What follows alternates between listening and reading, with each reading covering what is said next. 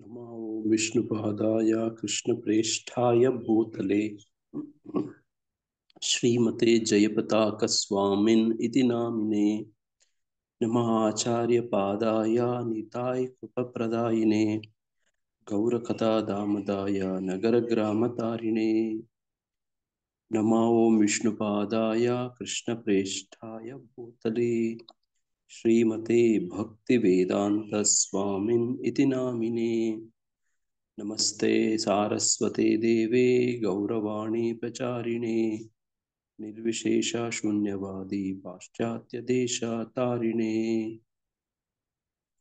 जय श्री कृष्ण चैतन्य प्रभु नित्यानंद श्री अद्वैत गदाधर श्रीवासादि गौर भक्तवृंद हरे कृष्ण कृष्ण कृष्ण हरे हरे हरे राम राम राम हरे हरे ओम ज्ञानतिमिरान्धस्य ज्ञानाञ्जनशलाकया चक्षुरुन्मिलितं येन तस्मै श्रीगुरवे नमः मूकं करोति वाचालिं पङ्गं लङ्घायते गिरिं यत्कृपातमहं वन्दे श्रीगुरुं दीनतारिणं परमानन्दमाधवं श्रीचैतन्यमीश्वरम् हरि ओम तत्सत् ಹರೇ ಕೃಷ್ಣ. ಎಲ್ಲರಿಗೂ ಈ ದಿನದ ಗೀತಾರ್ಥ ಸ್ವಾರಸ್ಯ ಕಾರ್ಯಕ್ರಮಕ್ಕೆ ಮತ್ತೊಮ್ಮೆ ಸುಸ್ವಾಗತ. ಈ ದಿನ ನಾವು ಭಗವದ್ಗೀತೆ ರೂಪದ 17ನೇ ಅಧ್ಯಾಯದ 23ನೇ ಶ್ಲೋಕವನ್ನು ಅಧ್ಯಯನ ಮಾಡ್ತಿದ್ದೀರಿ. ಈ ಶ್ಲೋಕದ ಅನುವಾದ ಹೀಗಿದೆ: ಸೃಷ್ಟಿಯಾದ ಕಾಲದಿಂದ ಓಂ ತತ್ ಸತ್ ಎನ್ನುವ ಪದಗಳನ್ನು ಪರಮ ಪರಿಪೂರ್ಣ ಸತ್ಯವನ್ನು ನಿರ್ದೇಶಿಸಲು ಬಳಸಲಾಯಿತು. ವೇದ ಸ್ತೋತ್ರಗಳನ್ನು ಹೇಳುವಾಗ ಮತ್ತು ಪರಮಪ್ರಭುವಿನ ಸುಪ್ರೀತಿಗಾಗಿ ಮಾಡುವ ಯಜ್ಞಗಳಲ್ಲಿ ಬ್ರಾಹ್ಮಣರು ಈ 3 ಸಂಕೇತಗಳನ್ನು ಬಳಸುತ್ತಿದ್ದರು. ಹರೇ ಕೃಷ್ಣ. ಹೀಗೆ ನಾನು ಪ್ರತಿದಿನ ಹೇಳುವಂಥದ್ದನ್ನು ತಾವು ಕೇಳಿಸ್ಕೋಬಹುದೇನೋ? ಹೇಳ್ತೀವ ಇದನ್ನ ಪ್ರತಿದಿನ? ಹಾ ಪ್ರಭುಜಿ, ಲಾಸ್ಟ್ ಅಲ್ಲಿ ಹೇಳ್ತೀರಾ ಪ್ರಭುಜಿ? ಓಂ ಸತ್ ಸತ್. ಓಂ ತತ್ ಸತ್. ಹೌದು ಪ್ರಭುಜಿ, ಓಂ ಸತ್ ಸತ್. ನಿಮಗೆಲ್ಲ ಕುತೂಹಲ ಇರಬಹುದು, ಯಾಕೆ ಇದರ ಅರ್ಥ ಏನು, ಯಾಕೆ ಹಿಂಗೆ ಹೇಳ್ತಾರೆ ಅಂತದ್ದು ಇರಬಹುದು ಬಹುಶಃ. ಇದೆಯಾ ಅಂದ್ಕೊಂಡಿದ್ರ? ಓಂ ತತ್ಸತ್. ಹಾ ಪ್ರಭುಜಿ. ನೋಡಿ, ಇದು ಹೇಳಿನೇ ನಾವು ಪ್ರವಚನ ಶುರು ಮಾಡ್ಬೇಕು ಅನ್ನುವಂಥದ್ದು. ನೋಡಿ, ಇದು ಗುರು ಪರಂಪರೆ. ಇದು ಗುರು ಪರಂಪರೆಯಲ್ಲಿ ಇದು ಹೇಳಿ ಮುಂದೆ ಮಾಡುವಂಥದ್ದು. ನೋಡಿ, ಇಲ್ಲೇ ಹೇಳ್ತಿದ್ದಾರೆ, ಓಂ ತತ್ಸತ್ ಎನ್ನುವ ಪದಗಳನ್ನು ಪರಮ ಪರಿಪೂರ್ಣ ಸತ್ಯವನ್ನು ನಿರ್ದೇಶಿಸಲು ಬಳಸಲಾಯಿತು. ನೋಡಿ, ಹಿಂಗೆ ನಾವು ಇಡೀ ಅಧ್ಯಾಯವನ್ನ ಹಿಂಗೆ ಅವಲೋಕನ ಮಾಡಿದ್ರೆ ನೋಡಿ, ನಾವು ಎಲ್ಲಿಂದ ಹೇಗೆ ಬರ್ತಿದೀವಿ ಅನ್ನುವಂಥದ್ದು ನಮಗೆ ಗೊತ್ತಾಗ್ತಿದೆ. 16ನೇ ಅಧ್ಯಾಯದ ಹೆಸರೇನು? 16ನೇ ಅಧ್ಯಾಯ ದೈವಾಸುರ ಸಂಪದ ವಿಭಾಗ ಯೋಗ, ದೈವಿ ಹಾಗೂ ಅಸುರಿ ಸ್ವಭಾವಗಳು. 16ನೇ ಅಧ್ಯಾಯ. ಅದರಲ್ಲಿ ದೈವಿ ಗುಣಗಳು ಯಾವ್ಯಾವುದು, ಅಸುರಿ ಗುಣಗಳು ಯಾವ್ಯಾವುದು ಅಂತ ಅಧ್ಯಯನ ಮಾಡಿದ್ರಿ. ದೈವಿ ಗುಣಗಳನ್ನ ನೋಡಿ, ಅದು 2 ನೋಡಿ, ಒಂದು ಆ ಕಡೆ ಒಂದು ಈ ಕಡೆ. ಒಂದು ದೈವಿ ಗುಣ, ಇನ್ನೊಂದು ಅಸುರಿ ಗುಣ. ನೋಡಿ, ಇವು ಶಾಸ್ತ್ರಗಳೆಲ್ಲ ಓದ್ದವರು ದೈವಿ ಗುಣಗಳನ್ನು ಪಡ್ಕೊಂಡು ಹೋಗ್ತಾರೆ, ಅಸುರಿ ಗುಣಗಳು ಶಾಸ್ತ್ರಗಳನ್ನು ತಿರಸ್ಕಾರ ಮಾಡಿದವರು ಹೋಗ್ತಾರೆ. ನೋಡಿ, ಇದ್ರ ಹಿಂದಿನ ಅಧ್ಯಾಯದಲ್ಲಿ ಆ ಗುಣಗಳನ್ನೆಲ್ಲ ಓದ್ಕೊಂಡು ಬಂದಿದ್ದೀವಿ. ನೋಡಿ, ಈಗ 17ನೇ ಅಧ್ಯಾಯದ ಹೆಸರು ಶ್ರದ್ಧೆಯ ಪ್ರಭೇದಗಳು. ನೋಡಿ, ಹೇಗೆ ವ್ಯತ್ಯಾಸ ಆಯ್ತು? ನಮ್ಗಿರುವಂತ ಶ್ರದ್ಧೆ ಪ್ರಕಾರ ಗುಣತ್ರಯಗಳು 3 ಗುಣಗಳ ಪ್ರಕಾರ ವಿಭಾಗ ಮಾಡೋದು. ನೋಡಿ, ಇದರಲ್ಲಿ ನಾವು ಓದಿದ್ವಿ, ಯಾವುದು ಶಾಸ್ತ್ರಗಳ ಪ್ರಕಾರ ಓದದ್ಮೇಲೆ ಇರೋ ಶ್ರದ್ಧೆ, ಶಾಸ್ತ್ರಗಳು ಓದದೇನೂ ಕೂಡ ಶ್ರದ್ಧೆ ಇರುತ್ತೆ. ಈಗ ಈ ಶ್ಲೋಕದಲ್ಲಿ ಹೇಳ್ತಿರುವಂಥದ್ದು ಆ ಶ್ರದ್ಧೆ ಶಾಸ್ತ್ರಗಳಿಗೂ ಮೀರಬೇಕು ಅಂತ. ಅಂದ್ರೆ 3 ಹಂತ. ಈಗ ಇಲ್ಲಿ ನಾನು ಹೇಳಿದ್ದು ಯಾವ್ಯಾವ್ದು 3 ಹಂತ? ಶಾಸ್ತ್ರಗಳು ಓದಕ್ ಮೊದ್ಲು ಅಂದ್ರೆ ಅಸುರಿ ಸ್ವಭಾವ ಇದ್ದಾಗ, ಅಥವಾ ಇನ್ನು ದೈವಿ ಶ್ರದ್ಧೆಗಳನ್ನು ಬೆಳೆಸ್ಕೊಂಡೆ ಇಲ್ಲದೆ ಇರುವಂತ ಒಂದು ಹಂತ. ದೈವಿ ಸ್ವಭಾವಗಳು ಶಾಸ್ತ್ರಗಳು ಪ್ರಕಾರ ಬೆಳೆಸ್ಕೊಂಡಂತ 2ನೇ ಹಂತ. 3ನೇ ಹಂತ ಅದನ್ನು ಕೂಡ ಮೀರಿ ಹೋಗೋದು. ಭಗವದ್ಗೀತೆಯಲ್ಲಿ ನೋಡಿ, ಭಾಗವತದಲ್ಲಿ ವೇದಗಳ ಶಾಸ್ತ್ರಗಳನ್ನ ಮೀರಿ ಹೋಗೋದನ್ನ ತುಂಬಾ ಒತ್ತು ಕೊಡ್ತಾರೆ, ಪ್ರಾಮುಖ್ಯತೆ ಕೊಡ್ತಾರೆ. ನೋಡಿ, ಯಾವ್ಯಾವ್ದ್ರ ಶ್ಲೋಕ ಹೇಳ್ತೀರಾ ಸಂಬಂಧಪಟ್ಟದ್ದು? ವೇದಗಳಿಗಿಂತಲೂ ಮುಂದೆ ಹೋಗೋದು ಉದಾಹರಣೆ ಹೇಳ್ತೀರಾ? ವೇದೇಶು ದುರ್ಲಭಂ ಅದುರ್ಲಭಂ ಆತ್ಮ ಭಕ್ತ ಅದಲ್ವಾ ಪ್ರಭು? ವೆರಿ ಗುಡ್ ಮಾತಾಜಿ. ಇದು ಬ್ರಹ್ಮ ಸಂಹಿತದಲ್ಲಿ ಬರುತ್ತಲ್ವಾ? ನೋಡಿ, ಇದು ಭಗವದ್ಗೀತೆಯಲ್ಲಿ ಯಾವ್ದಾದ್ರು ಇದೆಯಾ? ಅದು ಬ್ರಹ್ಮ ಸಂಹಿತೆಯಿಂದ. Very good. ಭಗವದ್ಗೀತೆಯಲ್ಲಿ ಏನಾದ್ರು ಇದೆಯಾ? ಸರ್ವೈರ್ ಅಹಮೇವ್ಯ ವೇದ್ಯೋ ಅಂತ ಇದೆಯಲ್ಲ. Very good Mataji. ಎಲ್ಲ ವೇದಗಳನ್ನು ಓದಿದ್ರೆ ನೀನು ನನ್ನನ್ನೇ ತಿಳ್ಕೊಳ್ಳೋದು ಅಂತ. ಇನ್ನು ಏನಾದ್ರು ಇದೆಯಾ? ವೇದಗಳನ್ನ ಮೀರಿ ಹೋಗೋದೇನಾದ್ರು ಇದೆಯಾ? ದೈವಿ ಯಶ ಗುಣಮಯಿ ಹೌದು. ನೋಡಿ, ತ್ರೈಗುಣ್ಯ ವಿಷಯ ವೇದ ನಿಸ್ತ್ರೈಗುಣ್ಯ ಭವಾರ್ಜುನ ಅಂತ ಹೇಳಿ. ಈ ವೇದಗಳೆಲ್ಲ ಏನ್ ಹೇಳ್ತವೆ? 3 ಗುಣಗಳ ಬಗ್ಗೆನೇ ಹೇಳ್ತವೆ. ಅರ್ಜುನನ್ಗೆ ಕೃಷ್ಣ ಏನ್ ಹೇಳ್ತಿದ್ದಾನೆ? ಇನ್ನು ಮುಂದೆ ಅದನ್ನ ದಾಟಿ ಹೋಗು ಅಂತ ಹೇಳ್ತಿದ್ದಾನೆ. 3 ಗುಣಗಳನ್ನ ದಾಟಿ ಹೋಗು. ನೋಡಿ, ಹಂಗೆ ತ್ರೈಗುಣ್ಯ ವಿಷಯ ವೇದ ಯಾರಾದ್ರೂ ಓದ್ತೀರಾ ಮಾತಾಜಿ? ಶ್ಲೋಕ 2.45 ಪ್ರಭು. ಓದ್ತೀರಾ ಮಾತಾಜಿ? ಓಕೆ ಪ್ರಭು. ತ್ರೈಗುಣ್ಯ ವಿಷಯ ವೇದ ನಿಸ್ತ್ರೈಗುಣ್ಯ ಭವಾರ್ಜುನ ನಿರ್ದ್ವಂದ್ವ ನಿತ್ಯ ಸತ್ವಸ್ಥೋ ನಿರ್ಯೋಗಕ್ಷೇಮ ಆತ್ಮವಾನ್. ಅನುವಾದ: ವೇದಗಳು ಬಹುಮಟ್ಟಿಗೆ ತ್ರೈಗುಣ್ಯದ ವಿಷಯವನ್ನು ಹೇಳುತ್ತವೆ. ಅರ್ಜುನ, ನೀನು ತ್ರೈಗುಣಗಳನ್ನು ಮೀರಿದವನಾಗು. ಎಲ್ಲ ದ್ವಂದ್ವಗಳಿಂದ ಮುಕ್ತನಾಗಿರು. ಲಾಭ ಮತ್ತು ಯೋಗಕ್ಷೇಮಗಳನ್ನು ಕುರಿತು ಚಿಂತೆ ಇಲ್ಲದವನಾಗು. ಆತ್ಮದಲ್ಲಿ ನಿಷ್ಠನಾಗು. ಹರೇ ಕೃಷ್ಣ. ಕೃಷ್ಣ. ನೋಡಿ, ಆತ್ಮದಲ್ಲಿ ನಿಷ್ಠನಾಗು. ನೋಡಿ, ಇದಕ್ಕೆ ನಾವು ಹೇಳುವಂಥದ್ದು ಏನಂತೇಳಿ? ಟ್ರಾನ್ಸೆಂಡೆಂಟಲ್ ಅಂತ, ದಿವ್ಯತೆ. ನೋಡಿ, ಇದು ಸತ್ವನೂ ಅಲ್ಲ, ರಜಸ್ಸು ಅಲ್ಲ, ತಮಸ್ಸು ಅಲ್ಲ. ಈ 3 ಹಂತಗಳನ್ನ ದಾಟಿದ್ದು ಶುದ್ಧ ಸತ್ವ ಅಂತ ಹೇಳಿ. ಶುದ್ಧ ಸತ್ವ ಸ್ಥಿತಿ, ವಾಸುದೇವ ಸ್ಥಿತಿ. ಟ್ರಾನ್ಸೆಂಡೆಂಟಲ್ ಅಂತ ಹೇಳ್ಬೇಕಂದ್ರೆ ವಾಸುದೇವ ಸ್ಥಿತಿ ಅಂತ ಹೇಳ್ತಾರೆ. ನೋಡಿ, ಅದನ್ನ ಶುದ್ಧ ಸತ್ವ ಅಂತ ಹೇಳ್ತಾರೆ. ನೋಡಿ, ಈ 3 ವೇದಗಳಲ್ಲಿ 3 ಗುಣಗಳನ್ನ ನಾವು ಇಷ್ಟೊತ್ತೇನು ಚರ್ಚೆ ಮಾಡಿದ್ವಿ. ನೋಡಿ, ಇಲ್ಲಿಂದ ಅಲ್ಲಿಗೆ ಕರ್ಕೊಂಡು ಹೋಗುತ್ತೆ. ಇದನ್ನೇ ನಮ್ಮ ದಾಸರು ಕೂಡ ಹೇಳ್ತಾರೆ. ನೋಡಿ, ನಿಗಮಕ್ಕೆ ಸಿಲುಕದ ಅಂತ ಹೇಳ್ತಾರೆ. ನೋಡಿ, ಆಡಿಸಿದಳೆ ಯಶೋದೆ ತನ್ನ ಮಗನೆಂದು ತಿಳಿಯುತ್ತಾ, ನೋಡಿ ಅನ್ನೋ ತರದ್ದು. ನೋಡಿ, ಆಮೇಲೆ ಈ ನೋಡಿ ಮುಂದಿನ ಹಂತ ಏನು ಅಂತಂದ್ರೆ ಟ್ರಾನ್ಸೆಂಡೆಂಟಲ್ ಅಂತ. ಈ ವೇದಗಳನ್ನು ಮೀರೋದು, ಈ ತ್ರಿಗುಣಗಳನ್ನು ಮೀರೋದು. ನೋಡಿ, ವಾಸುದೇವ ಸ್ಥಿತಿ. ಈಗ ಈ ಶ್ಲೋಕ 2ನೇ ಅಧ್ಯಾಯದ 45ನೇ ಶ್ಲೋಕ ಓದಿದ್ವಲ್ವಾ? ಈ ಶ್ಲೋಕ ಮತ್ತೆ ಹೀಗೆ ಮುಂದಿನ ಹಂತಕ್ಕೆ ಹೋಗುದು. ಓಂ ತತ್ ಸತ್. ನೋಡಿ, ನಾವು ಉದಾಹರಣೆಗೆ ನೋಡಿ, ನಿನ್ನೆ ಇಲ್ಲ ಮೊನ್ನೆ ಶ್ರೀಮತಿ ರಾಧಾರಾಣಿಯವರ ಜನ್ಮದಿನವನ್ನ, ರಾಧಾಷ್ಟಮಿ ನೋಡಿ ಆಚರಣೆ ಮಾಡಿದ್ವಲ್ವಾ? ಅಲ್ಲಿ ಅವತ್ತಿನ ದಿನ ನಾವು ತಿಳ್ಕೊಳ್ಳೋ ಪ್ರಯತ್ನ ಮಾಡ್ತಿದ್ವಿ. ನೋಡಿ, ಶ್ರೀಮತಿ ರಾಧಾರಾಣಿ ಅವರನ್ನ ವೇದ ಸಾಹಿತ್ಯದಲ್ಲಿ ಎಲ್ಲೂ ಹೆಚ್ಚಿಗೆ ಹೆಸರಿಸದೇ ಇಲ್ಲ. ನೋಡಿ, ಶ್ರೀಮದ್ ಭಾಗವತ ಗೌಡಿಯ ವೈಷ್ಣವರಿಗೆ ಪರಮೋನ್ನತವಾದಂತ ಗ್ರಂಥ. ವೇದ ಸಾಹಿತ್ಯದಲ್ಲಿ ಇಡೀ ವೇದ ಸಾಹಿತ್ಯವನ್ನ ಒಂದು ಮರಕ್ಕೆ ಹೋಲಿಸಿದರೆ ಅದರಲ್ಲಿ ಬರುವಂತ ಫಲ, ಹಣ್ಣು ಶ್ರೀಮದ್ ಭಾಗವತ. ನೋಡಿ, ಅದರ ಕೊನೆಯ ಸಾರಾಂಶ ನೋಡಿ, ಕೊನೆಯದು. ಅದರಲ್ಲೂ ಕೂಡ ಶ್ರೀಮತಿ ರಾಧಾರಮಣಿಯ ಹೆಸರು ನೇರವಾಗಿ ಉಲ್ಲೇಖಿಸಿಲ್ಲ ಅಂತ ಹೇಳೋದು. ನೋಡಿ, ಆದ್ರೇನು ಕೂಡ ನೋಡಿ, ನಾವು ಗೌಡಿಯ ವೈಷ್ಣವರು ನೋಡಿ ಶ್ರೀಮತಿ ರಾಧಾರಾಣಿಯವರ ಆರಾಧಕರು. ಇದು ಹೆಂಗೆ ಅಂದ್ರೆ ಓಂ ತತ್ಸತ್. ಈ 3 ಏನಿದಾವೆ, ತ್ರಿಗುಣಗಳು ಮತ್ತೆ ವೇದಗಳು, ಇವುಗಳನ್ನೆಲ್ಲ ಮೀರಿದ ಒಂದು ಹಂತ. ನೋಡಿ, ಶ್ರೀಮತಿ ರಾಧಾರಾಣಿಯವರ ನಡವಳಿಕೆ, ನಡತೆ ಅದೇನಿದೆ, ಅದು ಈ ವೇದಗಳ ಕಟ್ಟುಪಾಡಿನನ್ನು ಕೂಡ ಮೀರಿರುವಂಥದ್ದು ಅಲ್ವಾ?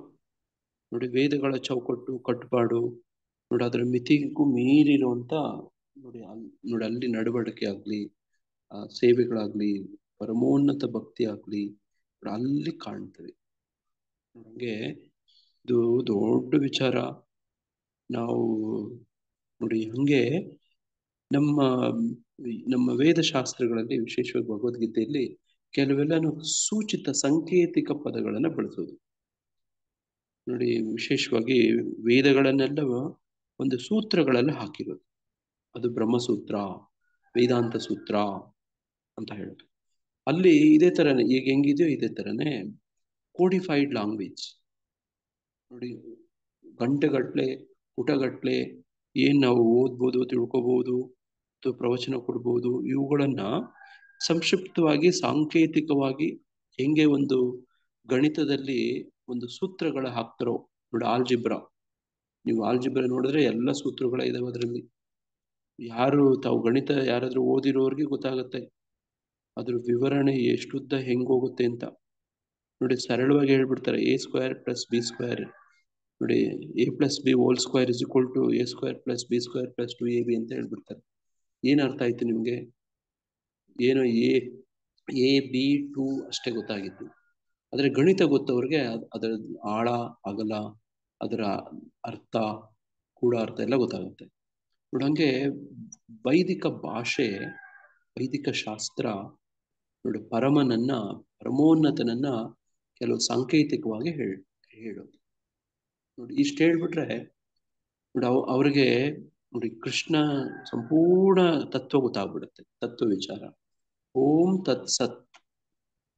ಹಂಗೆ ಇದನ್ನ ಯಾವಾಗಿಂದ ಬಳಸ್ತಿದ್ದಾರೆ ಅಂತಂದ್ರೆ ಸೃಷ್ಟಿಕಾಲದಿಂದನೂ ಕೂಡ ಬಳಸ್ತಿದ್ದಾರೆ ನೋಡಿ. ಸೃಷ್ಟಿಕಾಲ ಅಂದ್ರೆ ನೋಡಿ ಕೃಷ್ಣನನ್ನ ನೇರವಾಗಿ ನೋಡಿ. ಇಲ್ಲಿ ಭಾಷೆಗಳಲ್ಲಿ ನೋಡಿ ನಾವು ಹಿಂದೆ ಚರ್ಚೆ ಮಾಡಿದ್ವಿ, ಕೃಷ್ಣನನ್ನ ಸಂಕೇತ ಮಾಡೋದು ನೋಡಿ ನಾಮಗಳಲ್ಲಿ ನಾವು ಹಿಂದೆ ವಿಚಾರ ಮಾಡಿದ್ವಿ. ಓ ದೇವ್ರೇ ಅಂದ್ರೆ ಕೃಷ್ಣನ್ಗೆ ಇಷ್ಟ ಆಗತ್ತಾ? ಓ ದೇವ್ರೇ ಇಲ್ಲ ಪ್ರಭುಜಿ. ಓಂ ಕೃಷ್ಣಾಯ ವಾಸುದೇವಾಯ ದೇವಕಿ ನಂದನಾಯ ಚ ನಂದ ಗೋಪಕುಮಾರಾಯ ಶ್ರೀ ಗೋವಿಂದಾಯ ನಮೋ ನಮಃ. ಇಲ್ಲಿ ಕೃಷ್ಣನನ್ನ ಎಷ್ಟು ಪ್ರೀತಿಯಿಂದ, ಆತ್ಮೀಯತೆ ಇದೆ ನೋಡಿ ಇದರಲ್ಲಿ. ನೋಡಿ ಏನಂತ ಹೇಳಿ, ಏನೇನ್ ಪದಗಳು ಬಂತು ಇಲ್ಲಿ? ಕೃಷ್ಣಾಯ ವಾಸುದೇವಾಯ ನೋಡಿ ಅವ್ರ ಅಪ್ಪನ ಗೋವಿಂದ ಎಲ್ಲ ದೇವಕಿ ನಂದನಾಯ ಕುಮಾರ ದೇವಕಿ ಮಗನಾದ ವಾಸುದೇವ ಎಲ್ಲ ದೇವಕಿ ಅವ್ರ ತಂದೆ ತಾಯಿ ಹೆಸರೆಲ್ಲ ನೋಡಿ. ಹಂಗೆ ನೀವು ನಿಮ್ಮ ಪತಿಯನ್ನ ನೋಡಿ ಹಂಗೆ ನೀವು ಪರಿಚಯ ಮಾಡ್ಕೊಡ್ತೀರಿ. ನಿಮ್ಮ ಮಗನ ಹೆಸರು ಹೇಳಿ ಅವರಪ್ಪ ಅಂತ ಹೇಳ್ತೀರಿ ನೋಡಿ. ನೋಡಿ ಈ ತರದ್ ಹೇಳ್ತೀರಿ. ಅಥವಾ ನಿಮ್ಮ ಪತಿಗೆ ಹೇಳ್ತೀರಿ, ನಿಮ್ ಮಗ ನೋಡಿ ಹೆಂಗ್ ಮಾರ್ಕ್ಸ್ ತಗೊಂಡಿದ್ದಾನೆ ನೋಡಿ, ನಿಮ್ ಮಗ ನೋಡಿ ಏನ್ ಮಾಡ್ಕೊಂಡ್ ಬಂದಿದ್ದಾನೆ ನೋಡಿ, ನಿಮ್ ಮಗಳು ಏನ್ ಮಾಡ್ಕೊಂಡ್ ಬಂದಿದ್ದಾರೆ ನೋಡಿ. ಹಿಂಗ್ ಮಾತಾಡ್ತಿದ್ ಅಲ್ವಾ ಮನೇಲಿ ಈ ತರ ಮಾತಾಡುವಂತ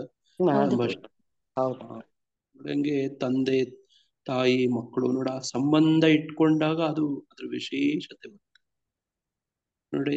ಈ ಹುಡುಗ ಅಂದ್ರೆ ಆ ಹುಡುಗ ನೋಡಿ, ಆ ಯಪ್ಪ ಆ ಮನುಷ್ಯ ನೋಡಿ, ಹುಡುಗ ಈ ಹುಡುಗಿ ನೋಡಿ, ನಮ್ಮ ಸ್ಟೂಡೆಂಟ್ ಅಂದ್ರೆ ನೋಡಿ ಇವೆಲ್ಲನೂ ಒಬ್ಬೊಬ್ಬ ವ್ಯಕ್ತಿಯನ್ನ ನೋಡಿ ಸಂಬೋಧಿಸುವಂತ ಕೆಲವೊಂದು ಪದಗಳು ನೋಡಿ.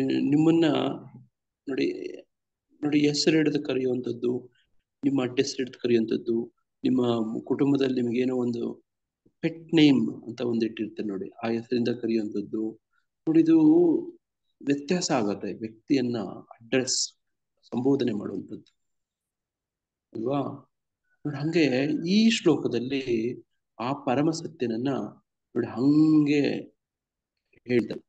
ಕೃಷ್ಣನನ್ನ ಆ ಪರಮ ಸತ್ಯವನ್ನ ಓಂ ತತ್ ಸತ್ ಅಂತ ಹೇಳ್ತಿರೋದು, ಓಂ ಅಂತ ಹೇಳ್ತಿರೋದು ನೋಡಿ. ಇದು ಭಗವಂತನ ನೋಡಿ ಇಂಪರ್ಸನಲ್ ಫೀಚರ್. ಆತನಿಗೆ ನೇರವಾಗಿ ವ್ಯಕ್ತಿ ಅಲ್ಲ, ಅವ್ಯಕ್ತ ಹೆಸರು ಓಂ ಅಂತ ಹೇಳಿ ನೋಡಿ. ಇಲ್ಲಿ ಪ್ರಭುಪಾದರು ಅದನ್ನೇ ಹೇಳ್ತಿದ್ದಾರೆ. ಓಂ ಅಂದ್ರೆ ಏನು ಅಂತ ಇಲ್ಲಿ ಹೇಳ್ತಿದ್ದಾರೆ. ಓಂ ಎನ್ನುವ ಪದವು ಎಲ್ಲ ವೇದ ಸೂತ್ರಗಳಲ್ಲಿ ಕಾಣುತ್ತದೆ ನೋಡಿ. ಇದು 3 ಪದಗಳು ವಿಶೇಷವಾಗಿ ದೇವೋತ್ತಮ ಪರಮ ಪುರುಷನಾದ ಪರಮ ಸತ್ಯವನ್ನ ಸೂಚಿಸುತ್ತದೆ ಓಂ ಅಂತ ಹೇಳಿ. ನೋಡಿ, ಎಲ್ಲ ಮಂತ್ರಗಳು ಹೇಳಕ್ ಮೊದಲು ಅದರ ಪ್ರಿಫಿಕ್ಸ್ ನೋಡಿ ಪೂರ್ವ ಪದ ಬಳಸ್ಕೊಂಡು ಹೇಳ್ತೀವಿ. ನೋಡಿ, ಉದಾಹರಣೆಗೆ ಓಂ ವಾಸುದೇವಾಯ ನಮಃ, ನೋಡಿ ಓಂ ಸಂಕರ್ಷಣಾಯ ನಮಃ, ಓಂ ಗಣೇಶಾಯ ನಮಃ. ಅಷ್ಟೋತ್ತರದಲ್ಲಿ ಎಲ್ಲ ಓಂ ಅಂತಾನೆ ಬರುತ್ತೆ ಪ್ರಭು. ಎಲ್ಲ ವೇದ ಮಂತ್ರಗಳಲ್ಲಿ ನೋಡಿ, ಓಂ ಅಂತ ಹೇಳ್ದೆ ಏನಾದ್ರೂ ಹೇಳಿದ್ರೆ ಅದಕ್ಕೆ ತೂಕನೂ ಇಲ್ಲ, ಬೆಲೆನೂ ಇಲ್ಲ, ಅದಕ್ಕೆ ಅರ್ಥನೂ ಇಲ್ಲ, ಅದಕ್ಕೆ ಮರ್ಯಾದೆನೂ ಇಲ್ಲ, ಏನೂ ಇಲ್ಲ. ಯಾವ ಮಟ್ಟಕ್ಕೆ ಅಂದ್ರೆ, ನಿಮ್ಗೆಲ್ಲರಿಗೂ ಗೊತ್ತಿದೆ ಬಲಿ ಮಹಾರಾಜನ ಕತೆ. ಬಲಿ ಮಹಾರಾಜರಿಗೆ ನೋಡಿ, ವಾಮನ ದೇವರು ಬಂದು ಭಿಕ್ಷೆ ಬೇಡ್ತಾರೆ, 3 ಹೆಜ್ಜೆಗಳ ಭಿಕ್ಷೆ. ನೋಡಿ, ಇವರು ಭಿಕ್ಷೆಯನ್ನ ಕೊಟ್ಬಿಡ್ತಾರೆ, ನೋಡಿ ದಾನ ಕೊಟ್ಬಿಡ್ತಾರೆ. ಇದು ಶಂಕರಾಚಾರ್ಯರು ಕಷ್ಟ ಆಗ್ಬಿಡುತ್ತೆ. ಅವ್ರಿಗೆ ಯಾಕೆ ಕಷ್ಟ ಆಗ್ಬಿಡುತ್ತೆ ಅಂತ ನೆನ್ನೆಲ್ಲ ಚರ್ಚೆ ಮಾಡಿದ್ವಿ. ನೋಡಿ, ಆತನ ಶಿಷ್ಯ ಇವ್ರನ್ನ ನೋಡಿ ಸಾಕೊಂಡಿರ್ತಾರೆ, ದಕ್ಷಿಣೆ ಕೊಡ್ತಿರ್ತಾನೆ, ಅವ್ರ ಜೀವನ ನಡೀತಾ ಇರುತ್ತೆ. ಈಗ ಈತನ್ನ ಎಲ್ಲ ಕೊಟ್ಬಿಟ್ರೆ ಇನ್ನು ನನ್ಗೇನು ಉಳಿಯುತ್ತೆ, ನನ್ಗೇನ್ ಸಿಗುತ್ತೆ, ನನ್ಗೇನ್ ಜೀವನ ನಿರ್ವಹಣೆ ಅಂತ ಅವ್ರಿಗೆ. ಅದಕ್ಕೆ ಅವರು ವೇದಗಳ ಪ್ರಕಾರ ಒಂದು ಉಪಾಯವನ್ನ ಹುಡುಕ್ತಾರೆ. ವೇದಗಳ ಪ್ರಕಾರ ಲಾಯರ್ಗಳು ಹಿಂಗೇನೆ ನೋಡಿದ್ದೀರಾ, ಯಾವುದೋ ಒಂದು ಲಾ ಪಾಯಿಂಟ್, ಯಾವುದೋ ಒಂದು ನೋಡು ಸಂವಿಧಾನದ ಒಂದು ಸೆಕ್ಷನ್ ಪ್ರಕಾರನೋ, ಒಂದು ಒಂದು ಕಾನೂನಲ್ಲೋ, ಅಥವಾ ಹಿಂದಿನ ಒಂದು ನ್ಯಾಯ ನಿರ್ದೇಶನಗಳಲ್ಲೋ, ತೀರ್ಮಾನಗಳಿಂದ ಉಲ್ಲೇಖ ತಗೊಂಡ್ಬಂದು ಆರ್ಗ್ಯೂ ಮಾಡ್ತಾರೆ ಅವರು. ಅದೇ ತರನೇ ಇವರು ಕೂಡ ವೇದಗಳಿಂದ ಒಂದು ಉಲ್ಲೇಖ ತಂದು ಹೇಳ್ತಾರೆ, ಯಾವುದೇ ದಾನ, ತಪ, ಯಜ್ಞ ಅಥವಾ ಮಂತ್ರ ಅಥವಾ ಇನ್ನೊಂದು ಮತ್ತೊಂದು ಏನೇ ಓಂ ಅಂತ ಸೇರಿಸ್ಕೊಂಡು ಹೇಳದೇ ಇದ್ರೆ ಅದಕ್ಕೆ ಅರ್ಥ ಇಲ್ಲ, ಅದಕ್ಕೆ ಮಹತ್ವ ಇಲ್ಲ ಅಂತ ನೋಡಿ ನಮ್ಮ ವೇದಶಾಸ್ತ್ರಗಳ ನೋಡಿ ಸಂಕೇತ ಇದು, ಇದ್ರ ಅರ್ಥ. ವಾಮನ ದೇವನಿಗೆ ಬಲಿ ಮಹಾರಾಜ ದಾನ ಕೊಟ್ಟಾಗ ಓಂ ಅಂತ ಸೇರಿಸ್ಕೊಂಡು ಹೇಳಿರ್ಲಿ. ಯಾರಾದ್ರೂ ಆ ಭಾಗ ಓದ್ತಿರೋ ಮಾತಾಜಿ? ಭಾಗವತ. ಹರೇ ಕೃಷ್ಣ ಪ್ರಭು. ಅತ್ರಾಪಿ ಬಹರ್ವೈಚೈರ್ಗೀತಂ ಶೃಣು ಮೇ ಅಸುರ ಸತ್ತಮಃ ಸತ್ಯಮೋಮಿತಿ ಯತ್ ಪ್ರೋಕ್ತಂ ಯನ್ಯತ್ಯಾಹನೃತಂ ಹಿ ತತ್.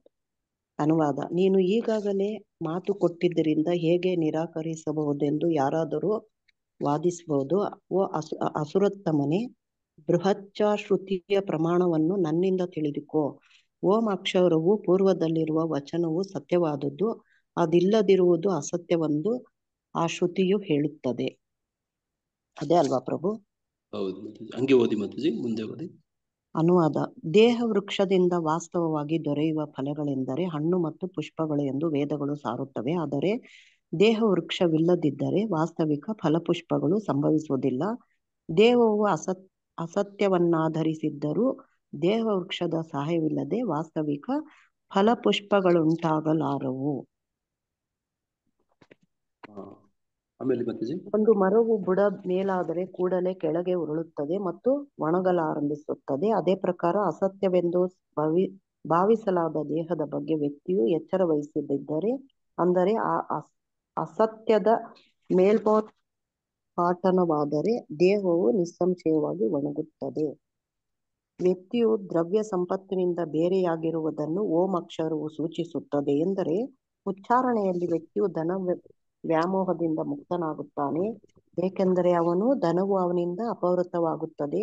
ಧನಹೀನನಾಗಿರುವುದು ಅಷ್ಟೊಂದು ಸಮಾಧಾನಕರವಲ್ಲ, ಏಕೆಂದರೆ ಆ ಸ್ಥಿತಿಯಲ್ಲಿ ವ್ಯಕ್ತಿಯು ತನ್ನ ಇಚ್ಛೆಗಳನ್ನು ಪೂರೈಸಿಕೊಳ್ಳಲಾರನು. ಅಂದರೆ ಓಂ ಅಕ್ಷರದ ಪ್ರಯೋಗದಿಂದ ವ್ಯಕ್ತಿಯು ನಿರ್ಧನನಾಗುತ್ತಾನೆ. ವಿಶೇಷವಾಗಿ ಬಡವನಾಗಿ ಅಥವಾ ಭಿಕ್ಷುಕನಾಗಿ ದಾನವನ್ನು ನೀಡಿದಾಗ ವ್ಯಕ್ತಿಯು ಆತ್ಮ ಸಾಕ್ಷಾತ್ಕಾರದಲ್ಲಿ ಹಾಗೂ ಇಂದ್ರಿಯ ತೋಷಣದಲ್ಲಿ ಪರಿಪೂರ್ಣತೆಯನ್ನು ಗಳಿಸದೆ ಹಾಗೆಯೇ ಉಳಿಯುತ್ತಾನೆ. ಆದ್ದರಿಂದ ಇಲ್ಲವೆಂದು ಹೇಳುವುದು ಸುಗಮವಾದದ್ದು. ಅಸತ್ಯವಾದರೂ ಅದು ಒಬ್ಬನನ್ನು ಸಂಪೂರ್ಣವಾಗಿ ರಕ್ಷಿಸುತ್ತದೆ ಮತ್ತು ಇತರರು ತನ್ನಲ್ಲಿ ಅನುಕಂಪೆಯನ್ನು ತೋರುವ ಹಾಗೆ ಮಾಡುತ್ತದೆ. ತನಗಾಗಿ ಇತರರಿಂದ ಹಣವನ್ನು ಸಂಗ್ರಹಿಸಲು ಸರ್ವಾನುಕೂಲವನ್ನು ಮಾಡಿಕೊಡುತ್ತದೆ. ಆದಾಗ್ಯೂ ವ್ಯಕ್ತಿಯು ಸರ್ವದಾ ತನ್ನಲ್ಲಿ ಏನೂ ಇಲ್ಲವೆಂದು ಹೇಳುತ್ತಿದ್ದರೆ ಅವನು ನಿಂದನೀಯನು, ಏಕೆಂದರೆ ಅವನು ಬದುಕಿದ್ದು ಸತ್ತಂತೆ ಅಥವಾ ಉಸಿರಾಡುತ್ತಿದ್ದಾಗಲೇ ಅವನನ್ನು ಕೊಲ್ಲಬೇಕು. ವಶಪಡಿಸಿಕೊಳ್ಳುವ ಸಲುವಾಗಿ ಸ್ತ್ರೀಯನ್ನು ಹೊಗಳುವ ಸಂದರ್ಭದಲ್ಲಿ, ವಿವಾಹ ಸಮಾರಂಭದಲ್ಲಿ, ತಮಾಷೆ ಮಾಡುವುದರಲ್ಲಿ, ಉಪಜೀವನಾರ್ಜನೆಯಲ್ಲಿ, ಪ್ರಾಣ ಸಂಕಟದಲ್ಲಿ ಹಾಗೂ ಗೋ ಹಾಗೂ ಬ್ರಾಹ್ಮಣ ಸಂಸ್ಕೃತಿಯ ರಕ್ಷಣೆ ಮಾಡುವ ಸಂದರ್ಭದಲ್ಲಿ ಅಸತ್ಯವು ಸರ್ವಥಾ ನಿಂದ್ಯವಲ್ಲ. ಹರೇ ಕೃಷ್ಣ ಪ್ರಭು. ಹರೇ ಕೃಷ್ಣ. ಆ ಶ್ಲೋಕ, ಮುಂದಿನ ಶ್ಲೋಕ ಓದಿ ಮಾತಾಜಿ. ಶ್ಲೋಕ ಮಾತ್ರ, ಅನುವಾದ ಮಾತ್ರ ಓದಿ. ಅದರ ಮುಂದೆ